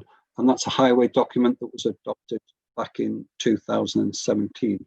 So the Highway Authority come to consider the actual kind of displays are satisfactory. And you'll have noticed we've endorsed that within the actual kind of planning conditions relating to the details. One of the other areas that's been obviously a subject of debate is the issue relating to the footways. I can confirm that the actual footway will link to the existing footway along Church Lane on the eastern side. But as highlighted on the slides, there is a pinch point in going the opposite direction to the west. And you'll have observed from the photographs that the carriageway becomes just slightly over single car width as it traverses past the gable of the neighbouring house. The developer has provided a footway along the frontage of the site that basically fronts. There is a little kind of recessed triangular area just at the western end of the site, which is part of the lay-by of the neighbouring house. Now, in terms of if you were to kind of extend the footway beyond the application site in that particular direction, if you imagine that the actual footway is being put forward as 2 meters in width, and it's highlighted that as part of that pinch point, I think my recollection is the speaker's slide suggested the road width at that particular location was 3.3 meters wide. So you can see in turn, by solving one highway problem, in essence, you'd be creating another. So we think the actual scale of the footpath provision is proportional to the development. Plus it introduces a highway safety measure that isn't actually particularly there at that location. Now, obviously, there's kind of concerns being raised by the actual kind of development itself and the traffic that will be generated from the proposal. But we would highlight that the scale of the development is relatively modest at 12 dwellings. And so therefore, the traffic generation shouldn't be too significant. So we think there are significant benefits in this particular occasion in the provision of a footway, which presently isn't there. And as it's recognised by the parish, it is acting as a kind of corridor route to the various services in that particular locality. There was also a reference made in terms of the actual kind of the out-of-date speed survey in terms of the details that were being put forward. The speed survey that was done for the application was back in September of 2018, and there was concerns that that didn't necessarily account for the stories development and the traffic that would be associated with that. From an officer's perspective, we would say that and highlight that the main objective of the exercise wasn't necessarily kind of counting a traffic count in this particular instance. It was to actually identify what was the average speed of traffic doing in that particular locality. So albeit there may have been further development in the intervening timescale, we feel that the survey is still relevant because it provides a reflection of what normal traffic is doing in that immediate locality. Moving on to the third speaker in terms of the actual kind of their main concerns related to probably three separate aspects. One was the open space. We'd highlight, obviously, as pointed out by the applicant, is the actual land is private. It's not actually being used by the public.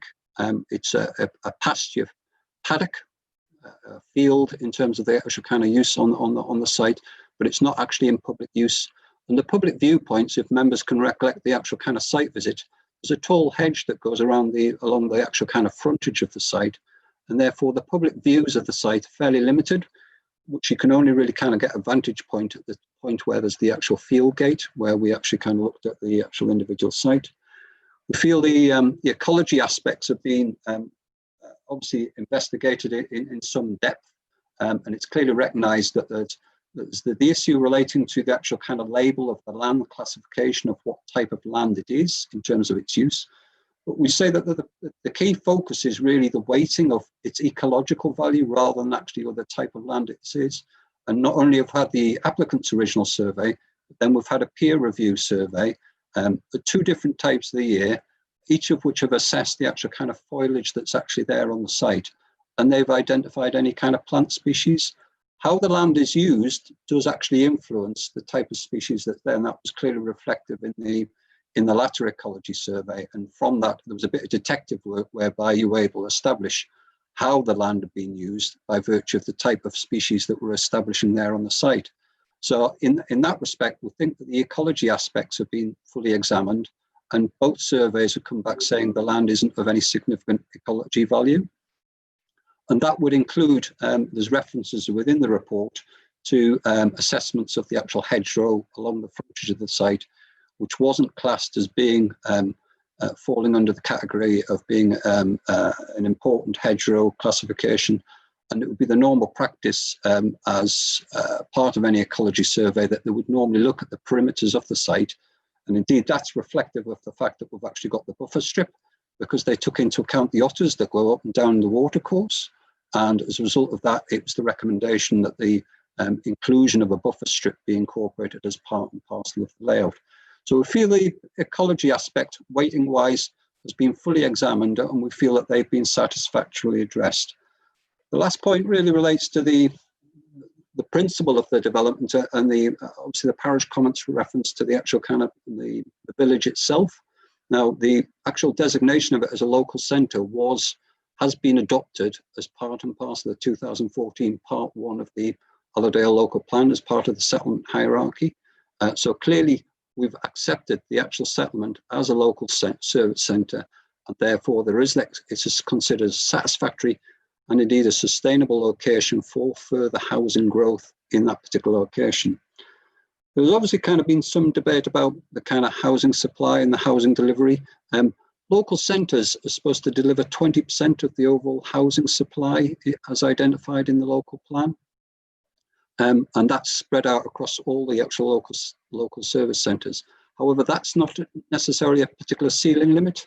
Now, as part and parcel of the Part 2 of the local plan, as highlighted by the speaker, there was the indication that we'll be seeking approximately 120 dwellings within the village. There was historically, going back to the point raised by the speaker in terms of the history of the site, this site was submitted for consideration as part of that Part 2 local plan. However, as highlighted within the applicant's the speaker's representations, it was discarded. Now, one of the important points was the reasoning for its discard, which I can just read through here, because it says, lies within existing settlement limit, potential windfall site subject to constraints, access, narrow limit and level of development, proximity of watercourse along southern boundary, and potential surface water issues, right? So the key words within that would be, I would say, is potential windfall site. It wasn't rejected saying it wasn't an unsatisfactory site. It was saying that it was potentially a windfall site. It was within the centre of the village. I think one of the main considerations in terms of allocating sites is the council, in seeking that 120 houses for the village, were looking for substantial size sites. Now, with those identified constraints that were being identified as part of that list, it was recognised that the scale of any such development to include the glebe will be largely restricted because of those particular issues. We think the actual scale of development that's being put forward sympathetically actually reflects those particular issues, both in terms of the scale and the density of the development that's being put forward. It's acknowledged some of those physical constraints, firstly in actually putting the footpath through, and secondly retaining the buffer strip from the watercourse, which obviously is beneficial in terms of the ecology of the site. So we think overall this is a very sustainable central location within the village, and therefore on the merits of that particular details, we think it's a satisfactory, suitable windfall site for further housing development within the village. Thank you. Thank you, Steve. Right, we're moving now on to questions from members to the planning officer. So the first person I've got with a question is Councillor Malcolm Granger. Thank you, Madam Chair. I think it's been debated, this issue, and I would like to make a recommendation to grant permission subject to conditions be delegated to the Planning and Building Control Officer upon the signing of a Section 106 agreement.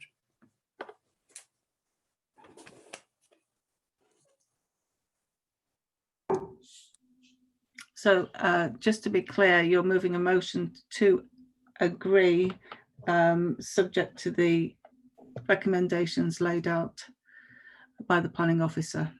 I am. Do we have a seconder for that? Right, Councillor Daniels, would you unmute just so that we can hear you verbally?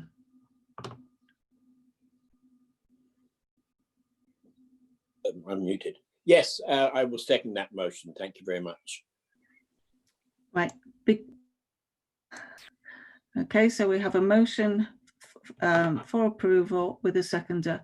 Right, because we're still in the questions from members to the planning officer phase, I'm just going to park that until members have had the opportunity to ask questions. So the next councillor with a question is Councillor Semple. Thank you. Yeah, thanks, Chair. I mean, an awful lot of detail there from Steve, very, very detailed. And I get, what you're saying. What concerns me, and I have a question about it, is the strength of filling, the depth of filling. We've had the parish councillors and all the rest of it. And on page 24 in the report we've got in front of us, it talks about one of the objections is the loss of village character. Yeah. And so can you tell me, Stephen, is that something that's taken into account, village character?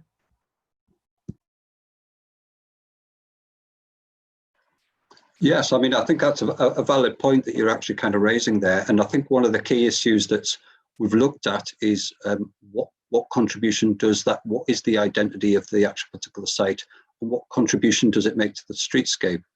Clearly part of that is what I would probably describe as several issues, really. Actually, firstly is the actual kind of like the features of the site itself. And that's why there's been quite a lot of importance as part of this submission that we actually do hang on to the hedgerow that actually fronts the highway site, because we felt that was part of the rural character of that particular lane, and the feature was the retention of that particular individual hedgerow. The second part, what I would say, would be the aspect relating to the open space value of the site. And as I've highlighted before, the site itself, historically, actually in the 1999 local plan, was protected as public open space. Now, as part of the part 2 of the local plan, that aspect was reviewed, reviewed, and basically it was actually decided that basically it no longer held that amenity value. It is, as you can see from the aerial shot, clearly an area of open space. But the crucial thing from a local level is what visual contribution that you can have other public open space areas such as village greens where you can, the public and the residents can clearly see it, and it's part of the physical features as well as the community, and you can actually kind of see it.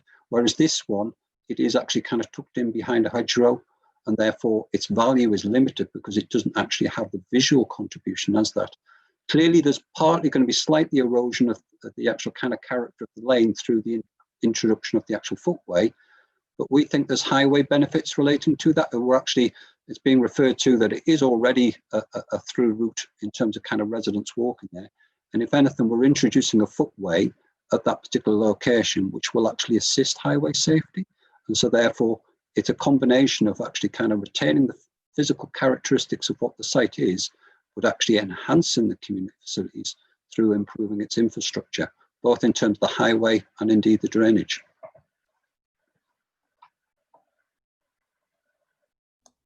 Thank you, Steve. Did you have a follow on, Councillor Semple? No, thank you, Chair. Thank you.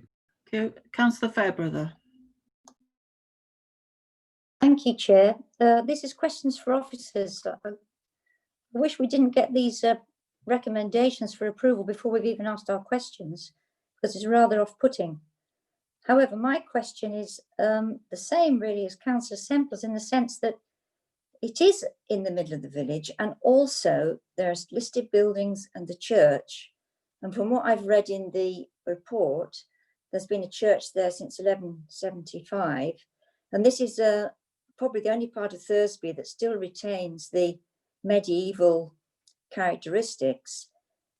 Also, when you're walking down a lane and you come to a gateway, most people stop to look at it. So to say that, oh, it's covered by a hedge, so therefore the green space is not of any value, I don't think is true. The hedge, whether it be an old hedge or a new hedge, will have plenty bird life in it. And then looking into a field to see what's going on is also, as mentioned by the speakers, of benefit to people. And lastly, the church lane is a lane and people do walk down it. They go to school, they go to church. It doesn't really need a footway. The only time it will need a footway is when you've got 12 houses with cars where people have to go shopping quite a distance because there's no shop in the village. So it's a bit chicken and egg. It wouldn't need a footpath if there wasn't the housing development. And I feel this is really going to spoil the character of Thursby.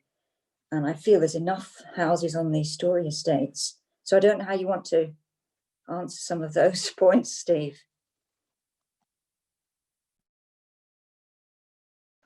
Well, as I say, the kind of character and appearance of the actual kind of village, I think, was addressed in the earlier question. I think that the other points that you raised there about the actual kind of listing, we've gone into some detail within each of the individual listed buildings. Most of the buildings are quite acute angles. So, for example, like the Ship Inn is at the end of the lane, and it doesn't really interact with the site itself. It's visible from the site as you look along the carriageway, but on the site itself, you've got very limited views. And that could be equally said for Knee Rush, where that's tucked in behind the house. So there isn't that kind of interaction.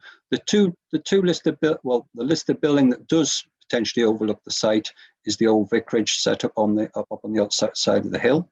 But as I said, in terms of the kind of character of the street scene, bear in mind, going back to the slides, there's a very, very tall hedge, beech hedge, runs all the way along Church Lane in front of that. And therefore, you don't necessarily get that same level of interaction as part of the experience of actually walking down Church Lane. You don't get necessarily that interaction between the two. And as I say, it's accepted that the actual church is one of the biggest landmark dominating features on that. And we just feel this development is at a lot lower level in terms of the land. So it wouldn't necessarily challenge that landmark. That landmark isn't a listed building, but we do accept that it's, by virtue of its historic association, it is a non-designated heritage asset. But we don't think it would challenge that in any way. And the primary views, I would say, of the actual kind of church, not only within the village itself, but the surrounding kind of approaches to the village as that. So I think there's an interrelationship of what is its setting in terms of that side of things. And We feel on the basis that this is already, bear in mind, this site is already enclosed by built development on all 4 sides. We don't feel it's going to have a significant harmful impact on the setting of those listed assets.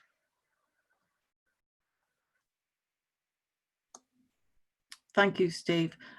Simon, did you want to come in now? Yes, thank you, Chair. Yeah, just to follow up, and in also in response to Councillor Fairbrother's comment. So undoubtedly, introducing dwellings into this location is going to involve change. And members, I must advise members, you do have a statutory duty to consider what harm is going to result on the setting of those listed buildings. They are designated heritage assets. So you do have to consider that and consider what level of harm that is. Now, as you can see from the officer's report, we're not denying that there is going to be harm. There will be harm, but that balance which you're required to undertake is if that harm is substantial, or is it less than substantial? If it's less than substantial, is that harm outweighed by the public benefits arising from the proposal? Just for a point of clarification, we as also officers accept that, yes, there is the view from Church Lane at the field entrance into the site. We also acknowledge that the churchyard is public, and you can get a view afforded of the western end of the site from the church steps and the churchyard as well. Church is obviously not listed, but there is that experience of the site and the setting of the vicarage and the other listed buildings apart from the public house from that vantage point. So members, you've got policies that include S4 and S5 in your local plan, which deal with character. You've got policy S27, which deals with your heritage assets, which include your non-designated heritage assets. It is a balance to be made. Remember, as detailed in the report, if you're not refusing the application on grounds such as the harm to protected assets, then the tilted balance does come into play. And just to remind you of that, which I know the applicant's agent alluded to, is that are the benefits outweighed significantly and demonstrably by the impact? So that's the balance to be made. But all your development plan policies are in play, and obviously you must have regard to that duty under section 66 with regard to the setting of the heritage assets in order for the decision to be robust. Thank you, Chair. Thank you. We've got Councillor Alan Daniels next. Sorry, I didn't mean to put my hand up. Sorry, Chair. It's fine, it's fine. Councillor Peter Gaston. Thank you, Madam Chair.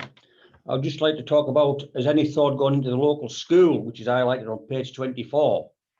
Because it states here, the school is full and has a redundant classroom which cannot be resourced. Is this correct? And any more families coming into this area with school children, have they thought of which school they're going to go to? Thank you, Councillor Gaston. So, so when we carry out consultations, the County Council's Highway Authority, they also coordinate responses from County Education as well. So making a judgment as to whether there are going to be pressures arising from the development. And as you can see in this instance, that hasn't been raised as an issue by the County Council. And just going back, while I can, Councillor Gaston, forgive me, just going back to other councillors' questions about the status of the local service centre. Obviously, that's, as Steve identified, it's a local service centre identified by us in 2014. And that's carried forward, but we do as officers review to see whether there has been changes to the services and facilities since the adoption of the plan, because they might be material considerations that come into play. Now, Thursby has been identified as having some facilities, albeit it doesn't have shops. It's got obviously the school, which you referred to, Councillor Guston. So it also got for Allerdale an excellent bus service, obviously connecting into Carlisle and Wigton. It's obviously got the church, the public house as well. So the services and infrastructure, those have been looked at in detail with the statutory consultees, including the impacts on the school. So you can see from statutory consultee responses that, including the school, it is considered that there isn't any needs arising that can't be dealt with by conditions, and in terms of the school, that there isn't a pressure arising from this development at all. Thank you, Councillor Guston. Thank you, Simon.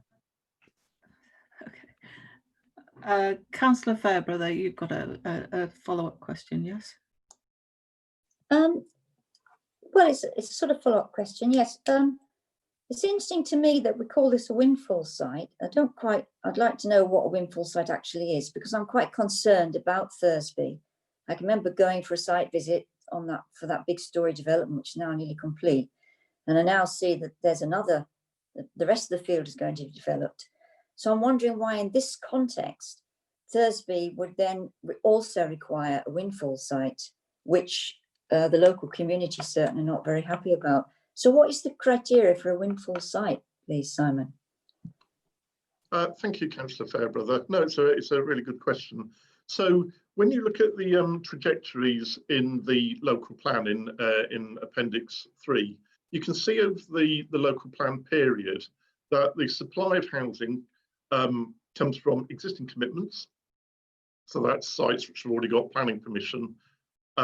Also allocations. And of course, we know the history about the Part 2 local plan and the allocations that are coming into play. And also then windfall sites. So windfall sites are simply sites that are not allocations, they're not commitments. So there are other sites that come forward during the plan period as applications for housing. And as you can see from the local plan and from the trajectories there's a graph at the back of the local plan in Appendix 3, there is always an allowance for windfall sites to be part of the overall supply to meet need. So in essence, what the council are saying, and this is accepted practice across the country, is that commitments will make a percentage of the supply. The allocations will be a large chunk, a large proportion of the supply, but that supply will always need to be topped up by windfall sites. And as councillors will recall from panels over the last few months, because some of those allocations haven't been coming forward in the volume that the local plan was expecting in this medium term of the plan period, then those windfall sites have even more had to take up the slack. So yes, the windfall sites have always been required and always expected to come forward in the local plan Part 1, and these windfall sites are even playing an even more important role due to the allocations not coming forward in the volume that it was expected to occur. So hopefully that will answer your question. And just forgive me, Chair. All villages, including Thursby, there would be an expectation that there would be windfall sites making up the supply. It's not just limited to an allocation. Thank you. Thank you, Simon. You just reminded me of the training that we received. It's all come back to me now. But I wanted to ask the question because I couldn't remember the detail. Thank you very much. Thank you, Councillor Fairbrother. It is a little concerning about the windfall sites. Councillor Lynch, you've got a question. Yes, to Simon. Could I just clarify on the recommendation? It says that the decision to grant permission subject to conditions be delegated to the planning and building control manager. Does this mean that this is for the outline, or will that be for full planning as well? Or will the full planning come back to this development panel? Thank you, Councillor Lynch. So this is for that recommendation is purely for this outline application. So it's there because obviously members would not, if the resolution was in accordance with the officer's recommendation, there would still need to be this section 106 to be signed to secure the 2 affordable units on the site and the ecological management and maintenance scheme for the public open space. So in essence, what that's saying is that members give the responsibility following the signing of that section 106 to be granting the outline. So the reserve matters would still come in as a separate application. And if a member called it in, or there was we considered as officers that it was a controversial application, and without wanting to predetermine things, I'd imagine it's the type of application we would bring back to panel. That's not a formal undertaking at this stage by officers, but there's certainly a lot of interest generated. Then that reserve matters application would come back to panel. So that recommendation is nothing to do with reserve matters, which would need to follow. Thank you. Thank you. Right, I don't have any more questions to the planning officer. Shall we move into debate? Has anybody got any does anyone want to go forward for debate? Councillor Fairbrother. As it's now time to debate, I've been looking at the policy S27 in our Part 1 planning document. And as Simon, I think it was Simon or Steve rightly said, that there is a policy to protect settings of non-designated historical sites. And the last sentence in that policy, I think 274, does say that there's really got to be a public benefit that outweighs the loss of a designated historical site. And I would say in case of Thursby, that I can't see the public benefit to spoil that part of the village with the church lane, people be able to walk down there in safety, get to school, the sports hall was mentioned.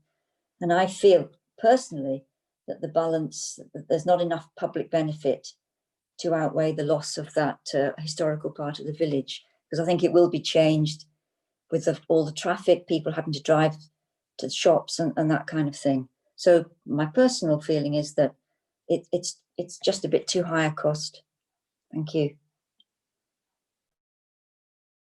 Okay, and we've got Councillor Semple next. Thanks, Chair. Actually, Councillor Fairbrother's pretty much echoed what I was going to say, Chair. I mean, my concern is, I mean, the weight of objections from local people, local councillors, and all that I've heard in the great detail we've had is that this would totally change the character of a village, and a village that I'm still a bit baffled as to why it is a service centre when it has no school, no shop, no services that I can see. But I really wanted to echo what Councillor Fairbrother said. Thank you. Okay. Anyone else for debate before we move on to Simon? Oh. Nope. Simon. Thank you, Chair. Thank you, Councillor Semple. Councillor Fairbrother. So when you're considering harm to heritage assets, yes, you've read Councillor Fairbrother, paragraph 274 on page 120 of the local plan, part 1, I think you're referring to. So the church is a non-designated heritage asset. And obviously there are designated heritage assets in the vicinity, that's the listed buildings. So when you're weighing up harm to the setting of a heritage asset, and obviously there's Historic England's guidance of how that's undertaken, which is referred to in the officer's report called GPA3. So non-designated heritage assets, undoubtedly they are important, but they obviously you have to measure the fact that they are not listed, they're non-designated heritage assets. So although there might be harm to those assets, you have to calibrate that with the fact that they are non-designated. So it's a sort of the multiplier in effect is not as great with a non-designated heritage asset as it would be with a grade 2 listed building or a grade 2 star or grade 1.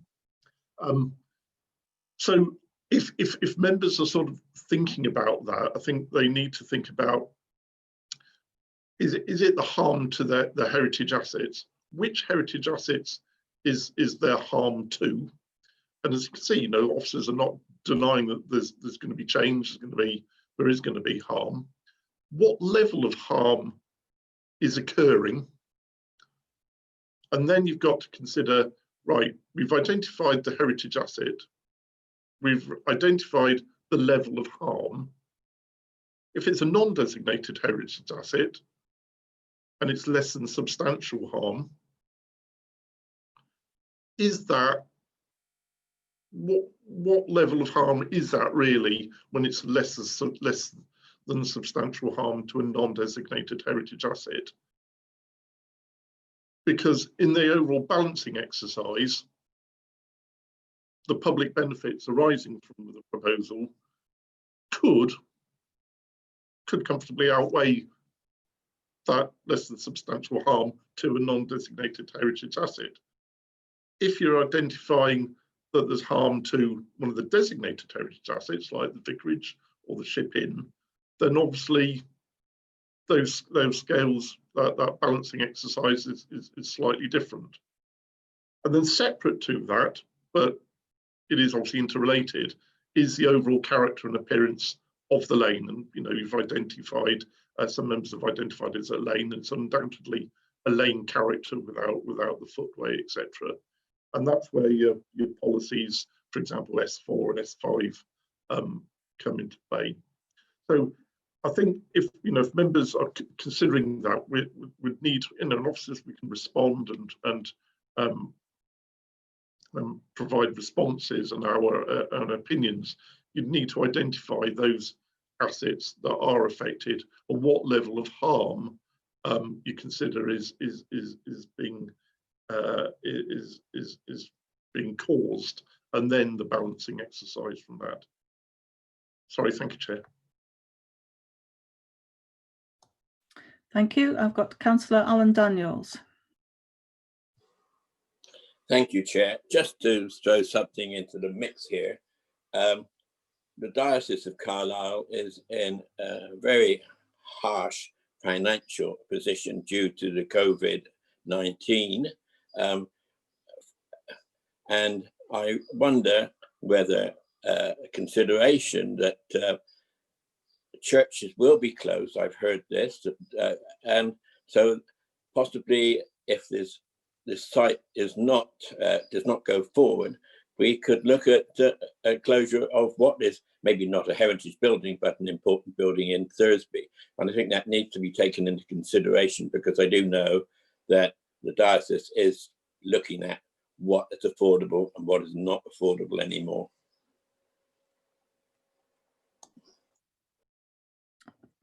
Thank you, Councillor Daniels. Do you have a quick comment, Simon, on that? Is it a material consideration? Apologies, Chair. Yeah, thank you, Councillor Daniels. So obviously, just what I can advise members is see the sort of direct implications to the church's coffers shouldn't be a consideration for you today. What you can take into account is, and I think this is something that's weighed up and down the country, is, and in effect it goes back to my response to Councillor Gaston's question, is additional dwellings can potentially impact on services and facilities and therefore be unsustainable. Here we've already had the clarification that statutory consultees don't have the objection and that it's not going to have that impact on the services and facilities, on the infrastructure. Additional dwellings can actually have a benefit and enhance the sustainability of a village by providing footfall to the services and facilities that the village does have. So, you know, it can actually benefit schools, it can benefit congregations of places of worship, etc. So it can assist in keeping bus services going by obviously having that population there to go on a bus. So in that generic sense, it can have those sustainability credentials. So as part of your weighing up, going back to Councillor Fairbrother's point with the weighing up the harm to the heritage assets against public benefits, one of the public benefit arising from a housing proposal is where it's not impacting on infrastructure, it can actually sustainably support services and facilities in a village by providing the footfall for those services and facilities, albeit that benefit in this case is limited to 12 additional houses, which obviously is, you need to put it into the balance. So hopefully that will clarify in response to Councillor Daniels' point about what could be a public benefit arising from this proposal. Thank you, Chair. Thank you. I think we've debated that well and truly. So we will move on to the motions and the vote. So the motion that's on the table is to approve the decision or grant permission subject to the conditions delegated to the planning and building control manager upon the signing of a section 106 agreement securing 2 affordable housing units on the site and the securing of an ecological management maintenance scheme for public open space under the watercourse easement. So Lee, if you would like to take the vote, please. Thank you, Chair. Members, just a reminder that I'll go through the list alphabetically.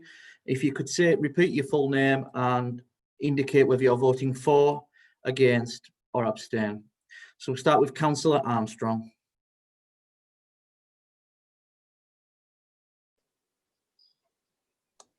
Councillor Armstrong. Yeah, I got lost there, sorry. Councillor Armstrong for. Councillor Coburn. Councillor Coburn for. Councillor Daniels. Councillor Daniels for. Councillor Fairbrother. Councillor Fairbrother against. Councillor Gaston. Councillor Gaston for. Councillor Granger. Councillor Granger for. Councillor Kirkbride. Councillor Kirkbride for. Councillor Lynch. Councillor Lynch for. Councillor Semple. Councillor Semple against. Councillor Smith.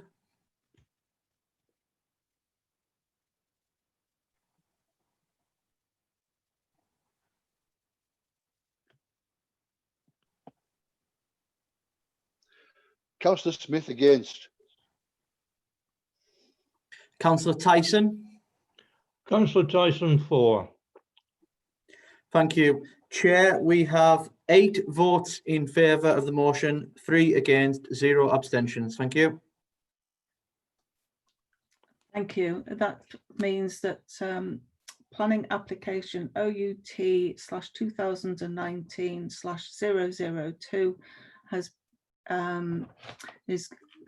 the decision has been to grant planning permission subject to the conditions delegated to the Planning and Building Control Manager upon the signing of a Section 106 agreement securing 2 affordable housing units on the site and the securing of an ecological management and maintenance scheme for public open space and the watercourse easement. Thank you. I think now we will have a break and come back. It's 22 minutes past. So if we could all come back at, say, 25 to 4, please.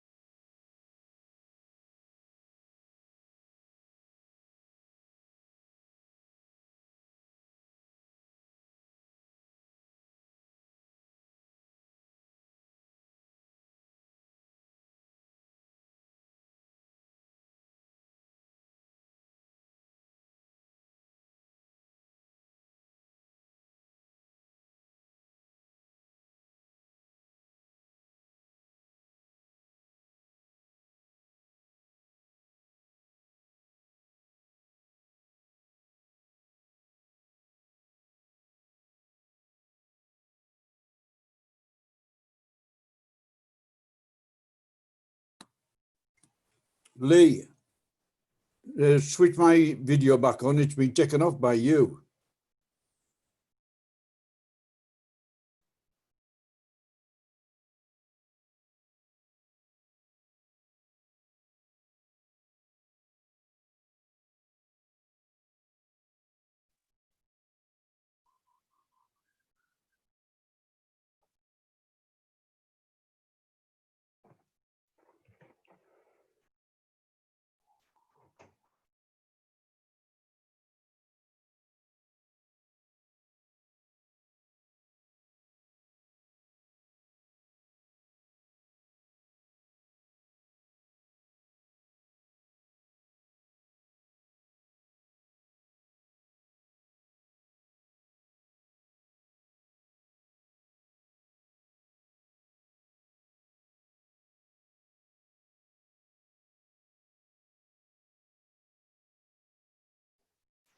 Yep, I'm in there now. Yeah, adjourned. That's the matter. Thanks, Lee. That's me back as well.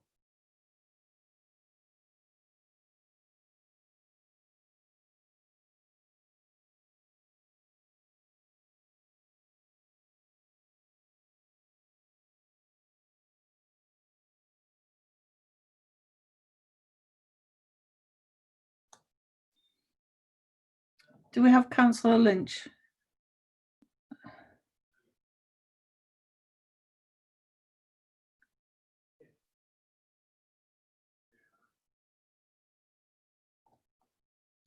Lee, do we have Councillor Lynch here? Ah, we do. Yeah, we're currently we're just waiting to have a planning officer, and then we'll be able to proceed. Sorry, Chair, it will be myself, so we can proceed. Excellent, thank you. So moving on to agenda item 6, reference number FUL/2020/0005 Leys Branthwaite. Thank you, Chair. So I'm just going to share my screen from the start, members. So if you can just bear with me, please.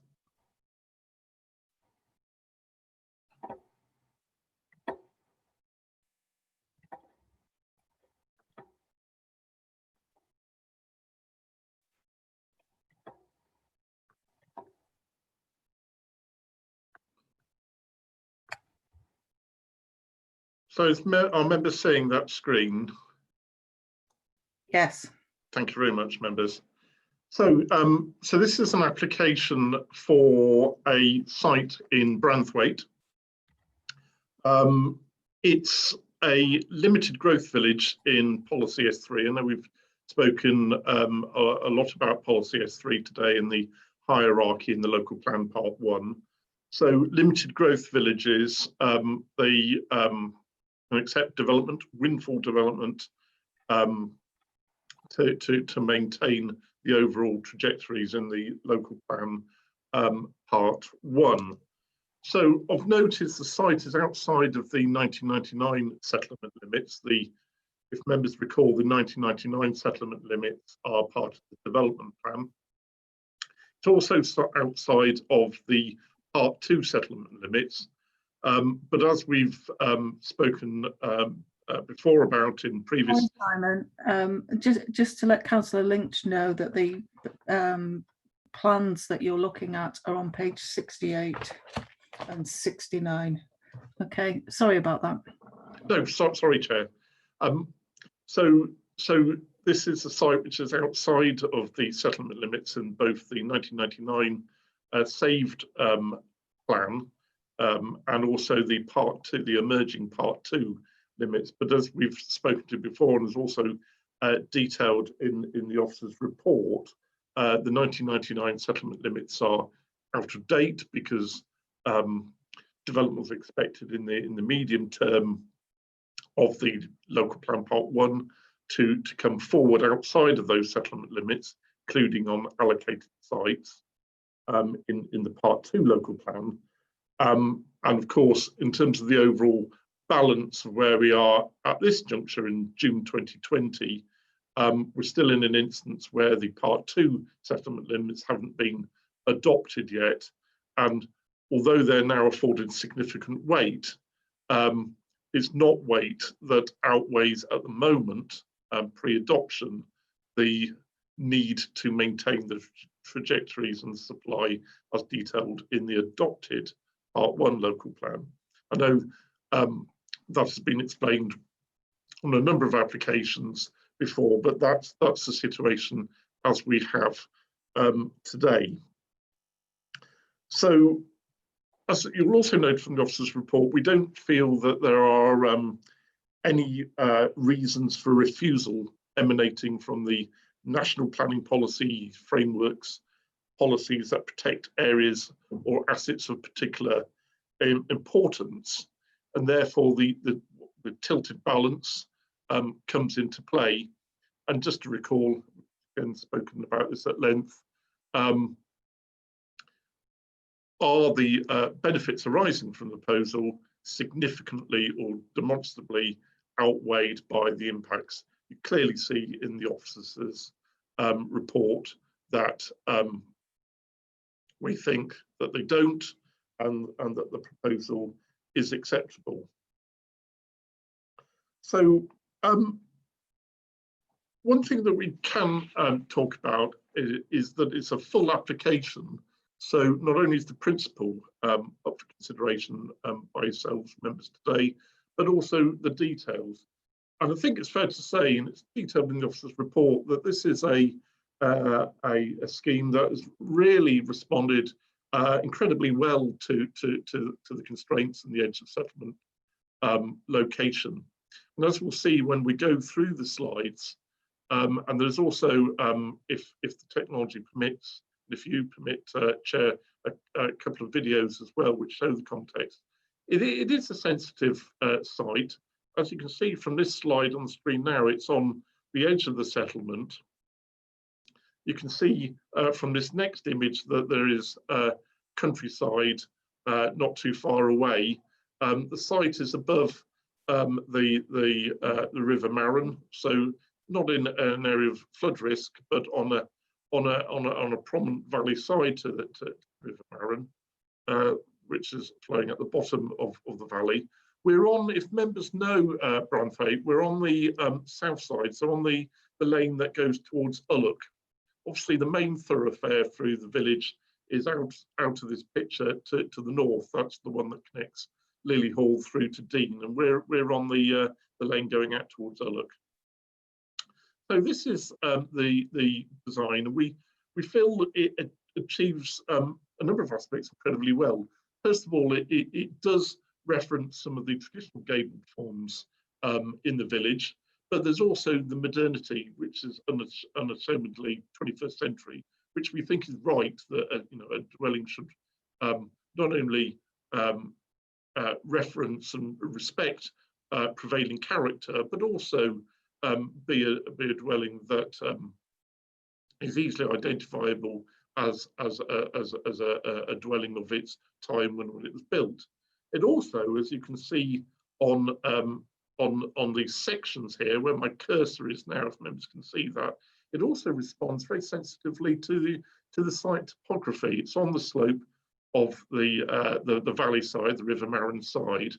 And although it's two-storey, you can see the level of cut into the valley side, which when you look from this side, from the roadside, you can see how that massing is very effectively minimized from the main visual receptors on the road. So I think the designer has done a very good job there in terms of responding to that context. So here's the site. Now we're looking back towards the village. So the lane out towards, look, you can just see it on the left-hand side here of the image. This is the boundary hedge, the host dwelling. So this is the site here. This is from the access point. So the fells are behind the photographer. You'll see those in a second. So that's with swinging around the camera, looking towards the Lake District National Park. the lane to Ullock is just out of camera here, and this is not the site, but it's the view from the site, and you can see how the land falls down to the River Marron in the valley. So this image is going back towards the village. What it shows is the density of this hedge. It's a mixed species, hawthorn, for example. It's a typical field hedge rather than a suburban hedge. And although this shot is taken just a few days ago in June, I can confirm that it also the density of the mesh of the branches, it does afford a significant screening also in winter, which is important in terms of minimising the impact arising from the proposal. So this is a shot with that's the roof of the existing dwelling. It also shows how the land falls away here. So the site is out of shot behind this existing landscaping. So there's that, if members can see the cursor, the hedge along the lane towards Ullock. That's another shot of the host dwelling, the existing dwelling on the site. And you can see therefore that there's a clear visual connection between the built environment of the village. There isn't that intrusion into the countryside, despite the site being within, outside of the settlement limits in the local plan. We do feel that it has that strong visual and physical connection to the village. It's only approximately 250 metres or so from the village centre. So this is an example of one of the dwellings in the immediate locality of the site. It's on the opposite side of the road, on the higher ground. So you can see that there is, I hesitate to use the word precedent, because each site should be considered, each proposal should be considered on its own merits. But you do have an evolving character of new dwellings within the vicinity, again carefully referencing the gabled form in this case, but also introducing a mix of materials and overall architectural features, which indeed the proposal would do. And this is one of the other dwellings on the opposite side of the road. Members might recognise this particular dwelling because it featured on a well-known television programme. As you can see, again, it's unashamedly modern. Again, simulating into the landscape in a modern way, but that shows you the context of actually what is appropriate and acceptable in this setting on the south side of the village. What I'm going to do now, members, if I can get the technology to work, is just transfer onto a couple of videos which will hopefully show the site context in a bit more detail.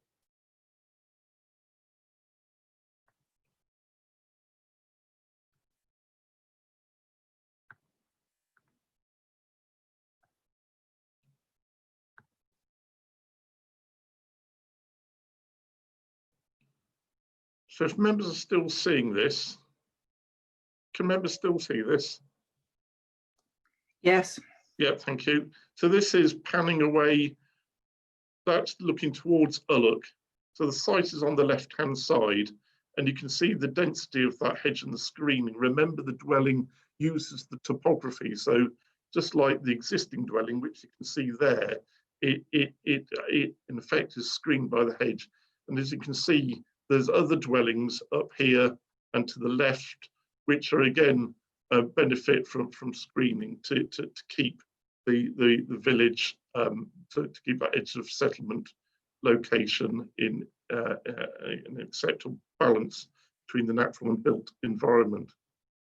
So I'll just so this is similar to the photograph, but it will show the context with the edge of the settlement as the camera pans around looking towards the fells. So you can see that edge of settlement context. But what you can see when the camera pans around is actually where the dwelling will be in this location. It will sit against the existing dwellings in the background. So the receptor here, which you can see is the lane. What you're already picking up is actually the existing dwelling. So hopefully that will give a context of the site. So there are no items to late items on the late list, Chair. So I think simply, although this application has been brought to members because it's a departure to the local plan, the saved limits, it is actually a sustainable development, actually a development through the design scheme that should be commended, and actually assimilates into the landscape very well because of its responses to the topography and the existing dwellings in the locality. Thank you, Chair. Thank you. Lee, are there any speakers on this subject? No speakers on this item, Chair. Thank you. Okay, then questions from members. Councillor Granger. Thank you, Madam Chair. Simon, does this not involve extending the outline of the village? Thank you, Councillor Granger. It does. So obviously it's an additional dwelling, and it's not infill because there's not another dwelling beyond it. But there are dwellings on the opposite. There is a dwelling on the opposite side of the road, and obviously it's tucked against the existing applicant's dwelling. So it reads with dwellings on two sides and countryside on the other two sides. But I think that the point there is, because of the way the designers designed it, when you look from the road, as I showed on the video and the images, you will read it in the context visually and character-wise in the context of the existing built environment of the village. So in officers' minds, you won't get that intrusion into the countryside. So it fits in. It isn't out of place. It fits in conservatively into the village. In officer's opinion, yes. Obviously, just as I was responding to Councillor Fairbrother, I think in the last item, there are policies S4 and S5 come into play with such proposals. But there is going to be change because you're introducing development, but there is development on two sides. And as I said, I don't think any development would work on this site. And we actually, as officers, specifically considered that it was necessary to have a full application in this location. And as I say, I think the applicant and their agent have responded commendably to that edge of settlement location. Thank you, Councillor Granger. Thank you, Simon. Councillor Fairbrother. Thank you, Chair. Yes, Simon, I think that far from there being change, sorry, just dropped my papers all over the floor. It seems to me like it's more of the same. I've seen those other two houses and I think they fit very well into the hillside. So I'm certainly pleased to see the plans for this house. They look extremely interesting and probably eco as well. I'm not sure. Have they got what's the word? Up-to-date green policies for heating and lighting and so on? Thank you, Councillor Fairbrother. Yes, I think there are some embedded sustainability into this proposal, not only during the construction phase, but also the operational phase, so predominantly the operational phase rather than construction phase. But yes, it is a dwelling which has sustainability in the core of the principles forward. I think it's designed to be commended, as are the other dwellings that exist on that lane. Thank you. Councillor Granger.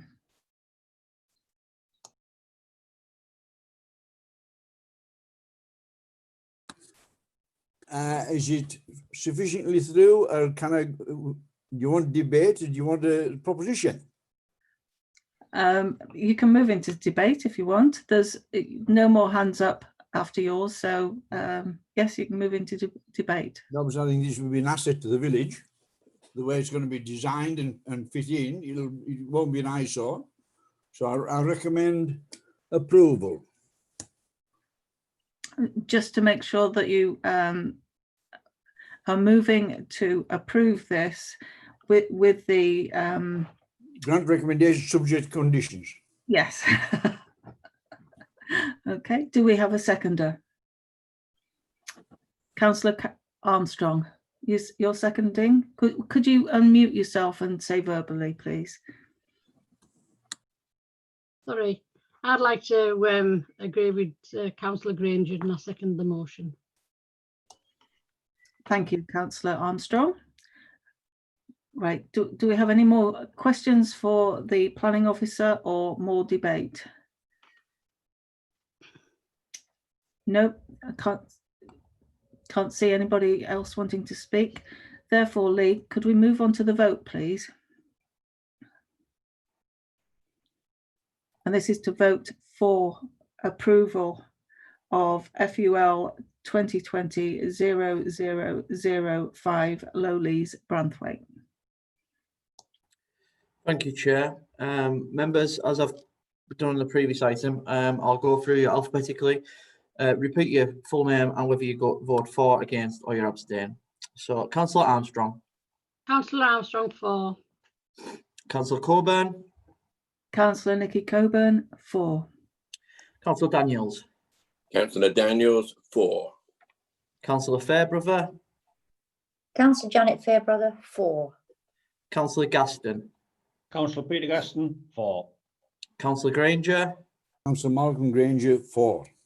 Councillor Kirkbride. Councillor Kirkbride, for. Councillor Lynch. Councillor Lynch, for. Councillor Semple. Councillor Andy Semple, for. Councillor Smith. Councillor Alan Smith, for. Councillor Alan Tyson. Councillor Alan Tyson, for. Thank you, Chair. 11 for, and it's unanimous. Thank you. Sorry, I forgot to unmute myself. Thank you very much. Therefore, for the avoidance of doubt, planning application FUL 2020-0005 Leys Branthwaite has been granted planning permission subject to the conditions laid out by the officer. Now, I believe Councillor Lynch has got technical problems or slight technical problems, so we'll have a very quick break here to see whether or not they can be resolved for the next application. You're on mute, Councillor Lynch. Were you going to say something? It's probably okay because I have the presentation that was sent out. So I have the pictures and the plans and things. The only thing I didn't have there was the video. And in the previous one, I couldn't see the things from the speakers. I had all the other things. So you're quite happy to carry on, are you? I'm happy to carry on for the moment, yes, yes. Right, Councillor Semple, I wonder if he's about, because he seems to have left. I think he was a bit quick off the mark there. I think we're going to have a quick 5-minute break anyway, because people he's back. Yeah, I'm here, Chair. I mean, the reason I keep it, as you probably know, I still have a bit of a back problem. I can't sit down for long periods. I have to sort of stand up. So forgive me. Oh, no, that's absolutely fine. So have we got everybody here still, Lee? Yes, Chair. Everyone's still here, yeah. Okay, that's fine. In that case, we'll just carry on to the next planning application, which is agenda item 7.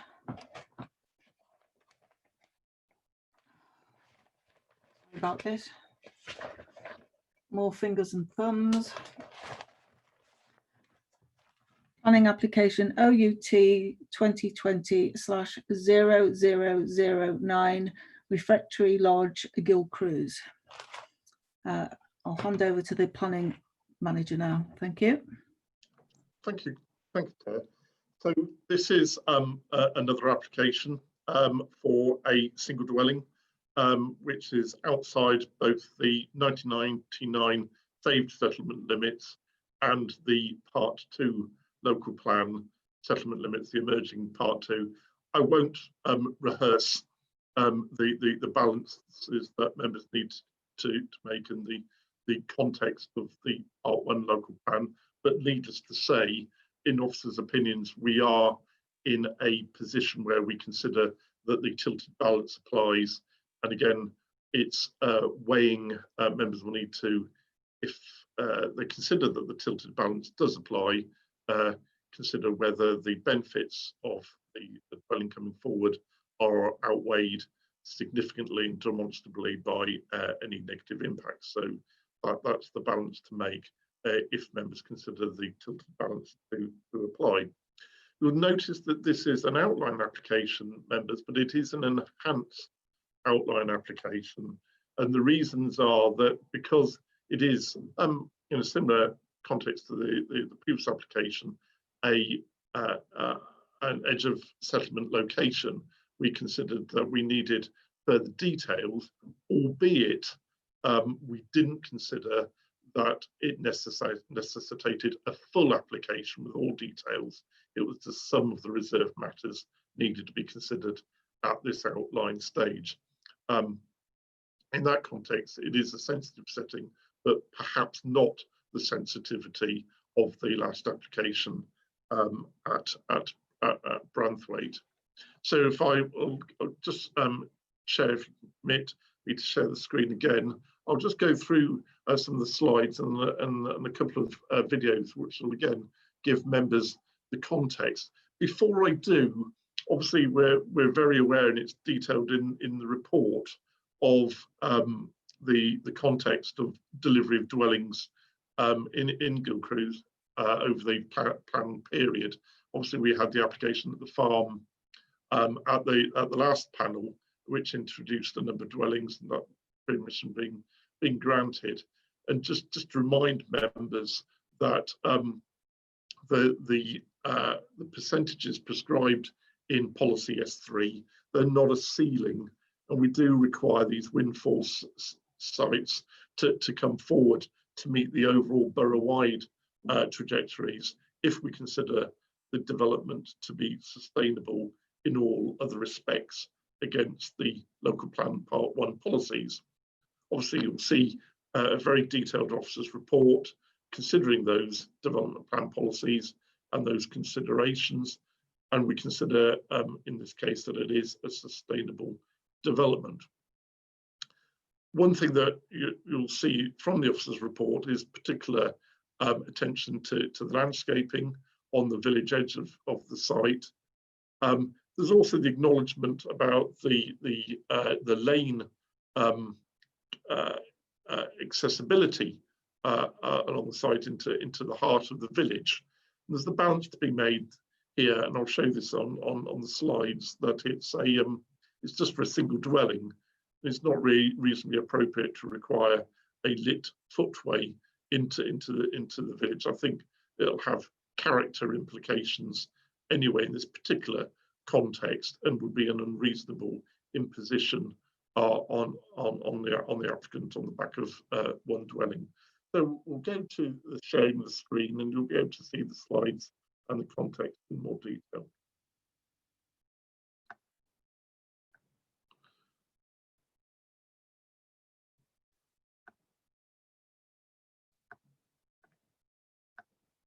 Are members seeing the slide, please? We are.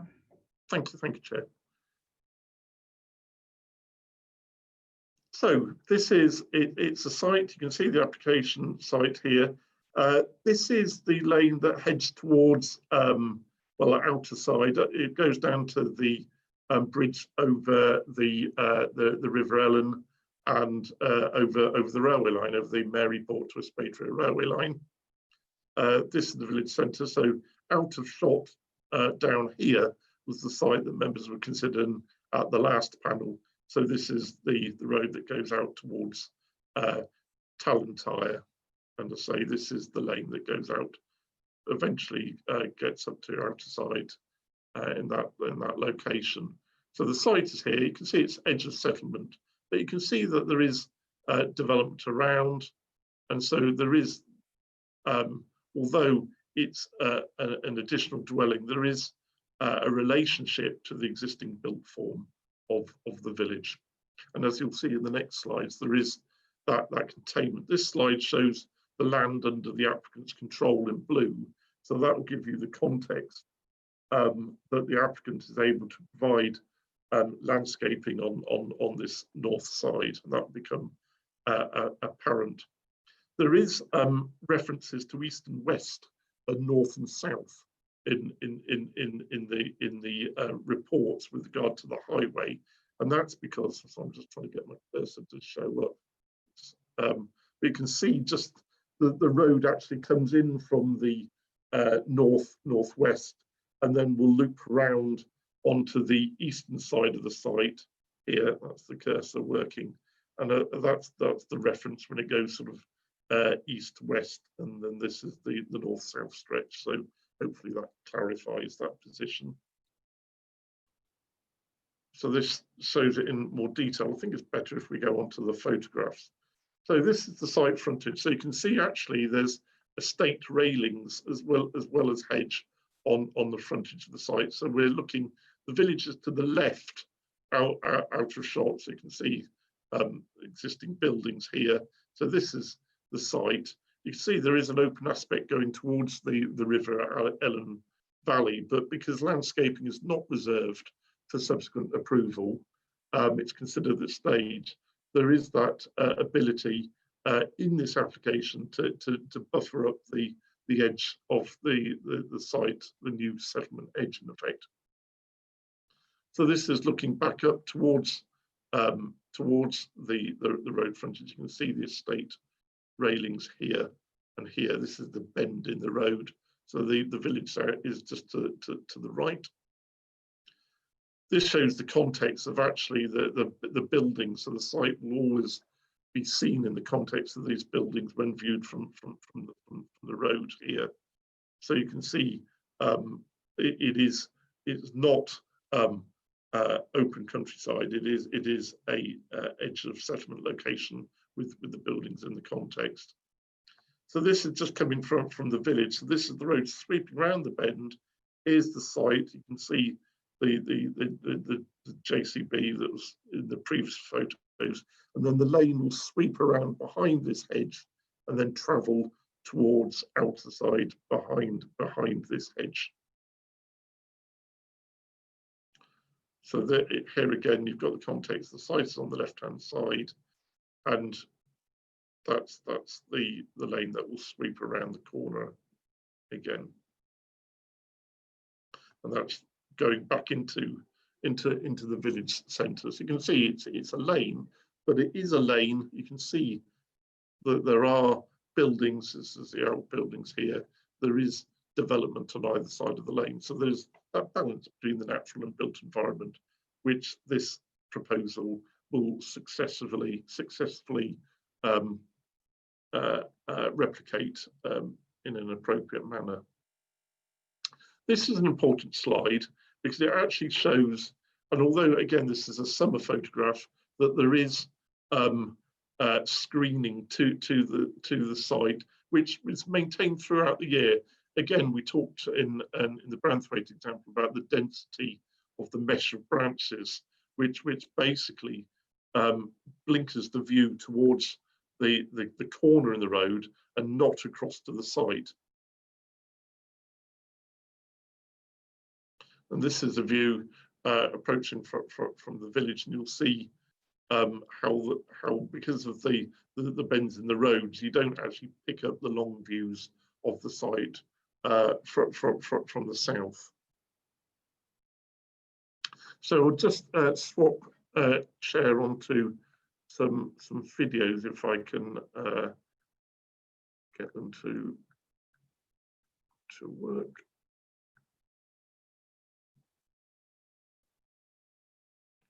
So this is this first video when it loads. So this is coming up the lane. So as the camera comes up the lane, you can see the effect of that hedge screening the site. There is a couple of gaps, but you can see how it does effectively provide the screening. So you're not picking up the built development as you're approaching the village. Now you're starting to get that estate railing, but you're now actually on the village edge itself. You can see the JCB just in the shot on the right hand side. So as we're approaching the bend, you're not really getting the impact of the site from this countryside approach because of the density of that hedge, which is obviously in the applicant's control and set to remain. And now as we're sweeping around, you pick up more of the open site with the estate railings on the right hand side, but you're also picking up the extent of the built environment. As the camera swings round, yes, you do now get the open view of the Ellen, but you'll still get much of that as well, and you'll also get from the valley looking back towards this location, you'll get the benefit of the screen that the applicant's going to put in as part of the proposal on the northern edge. So that, Chair, is that slide, that view. Just got to, I think we'll just use one more. So this is in just by that first bend. So the village centre is off to the right. So that's the lane going towards the village centre. As you can see, just on the right-hand side of that video, as the camera pings around, you're already picking up built environment. And of course, you have buildings on the left-hand side, on the inside of this bend too. And as the camera pans around, as we go steadily,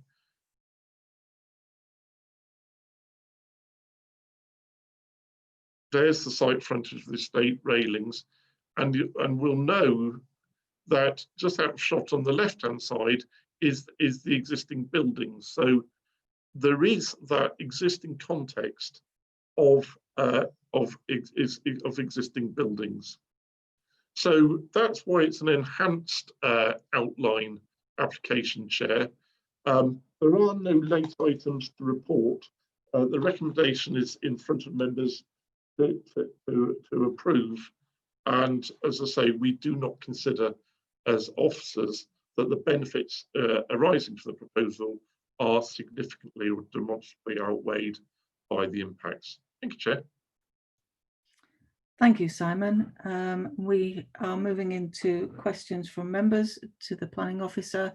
We've got Councillor Malcolm Granger first, followed by Councillor Fairbrother. Sorry. Thank you, Madam Chair.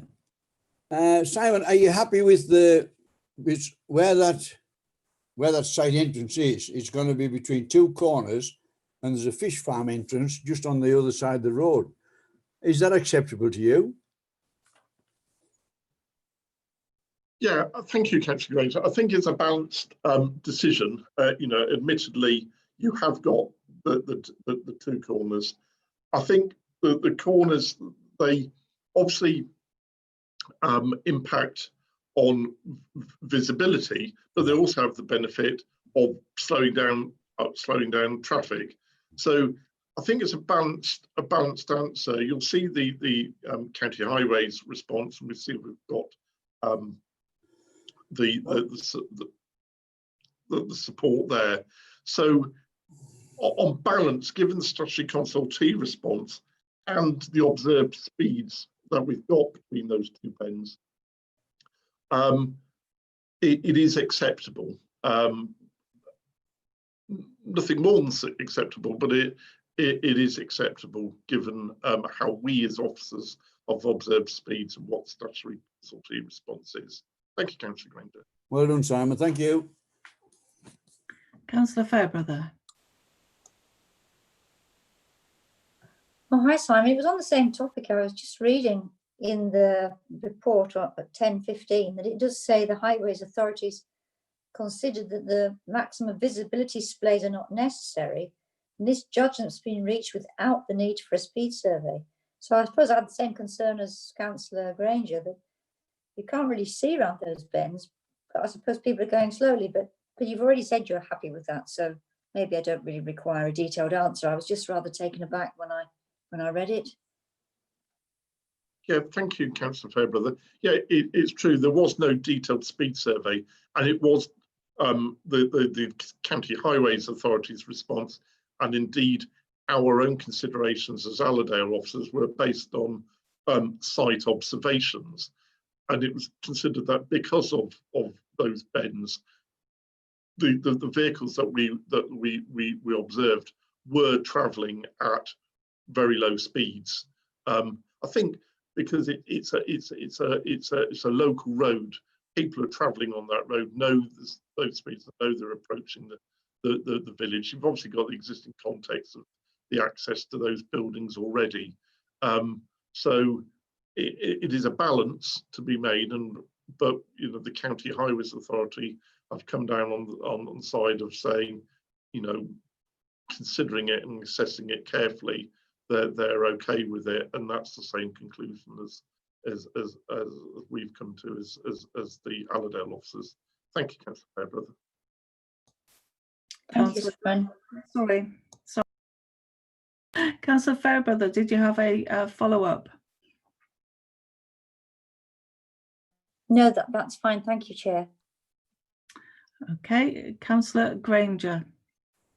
Thank you, Madam Chair. Simon, just for future reference, how much does the 1999 agreement and the local plan part 1, the limits, differ for this issue?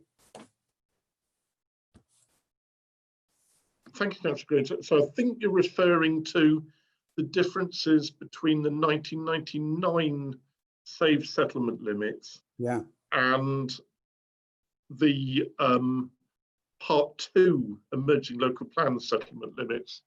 I thought this question might be raised, so I have actually got both plans. So the site is outside of the settlement limits. There is actually in the vicinity of this site little change in the settlement limits.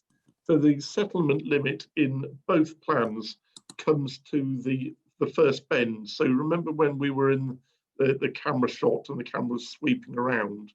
So this is the first bend coming out of the village. So if you're coming out of the village, the settlement limit, I might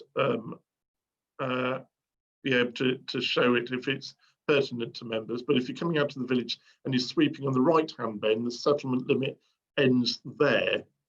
So the building on your left hand side and the site are outside, and that's where the settlement limit ends in both the 1999 plan and the emerging part 2 plan. So it's adjacent to the settlement limits in both. Thank you, Simon. Thank you, Simon. Right, moving on to debate now. Who would like to start?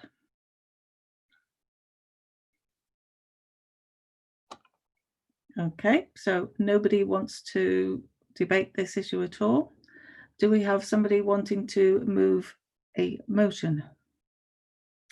Councillor Fairbrother. Oh, thank you, Chair. I think I would like to move approval of this planning application. Had a good look through, and I think it's going to be fine. So I'd like to recommend approval, taking into consideration officers' recommendations and conditions as outlined in the report. Thank you, Councillor Fairbrother. Do we have a seconder? I'll second that, Councillor, Madam Chair. Okay, that's Councillor Granger has seconded that motion. And just for the avoidance of doubt, it's for planning application OUT 2020-0009, the Rectory Lodge at Gilcrux. Okay, Lee, would you take the vote, please? Thank you, Chair. Yeah, as members have previously said, I'll go through the list alphabetically. If you can indicate for, against, or abstain. Councillor Armstrong. Councillor Armstrong for. Councillor Coburn. Councillor Coburn for. Councillor Daniels. Councillor Daniels for. Councillor Fairbrother. Councillor Janet Fairbrother for. Councillor Gaston. Councillor Peter Gaston, for. Councillor Granger, Councillor Malcolm Granger, for. Councillor Kirkbride, Councillor Kirkbride, for. Councillor Lynch, Councillor Lynch, for. Councillor Semple, Councillor Andy Semple, for. Councillor Smith, Councillor Alan Smith, for. Councillor Tyson. Councillor Alan Tyson, for. Thank you. Chair, 11 voted in favour, it's unanimous. Thank you. So planning application OUT/2020/0009 Rectory Lodge, Gilcrux has been granted planning permission subject to the conditions laid out by the officer. Thank you. So I think I want to thank you all for your participation today and attendance at this virtual meeting. And the next virtual meeting of the development panel is at 1 o'clock on Tuesday, the 30th of June 2020. I'm correct with that, aren't I, Lee? Yep. Yes, Chair, that's correct. Okay, so thank you very much indeed. Well done, Nikki. Spot Before on. meeting to a close. So if you could stop the live feed.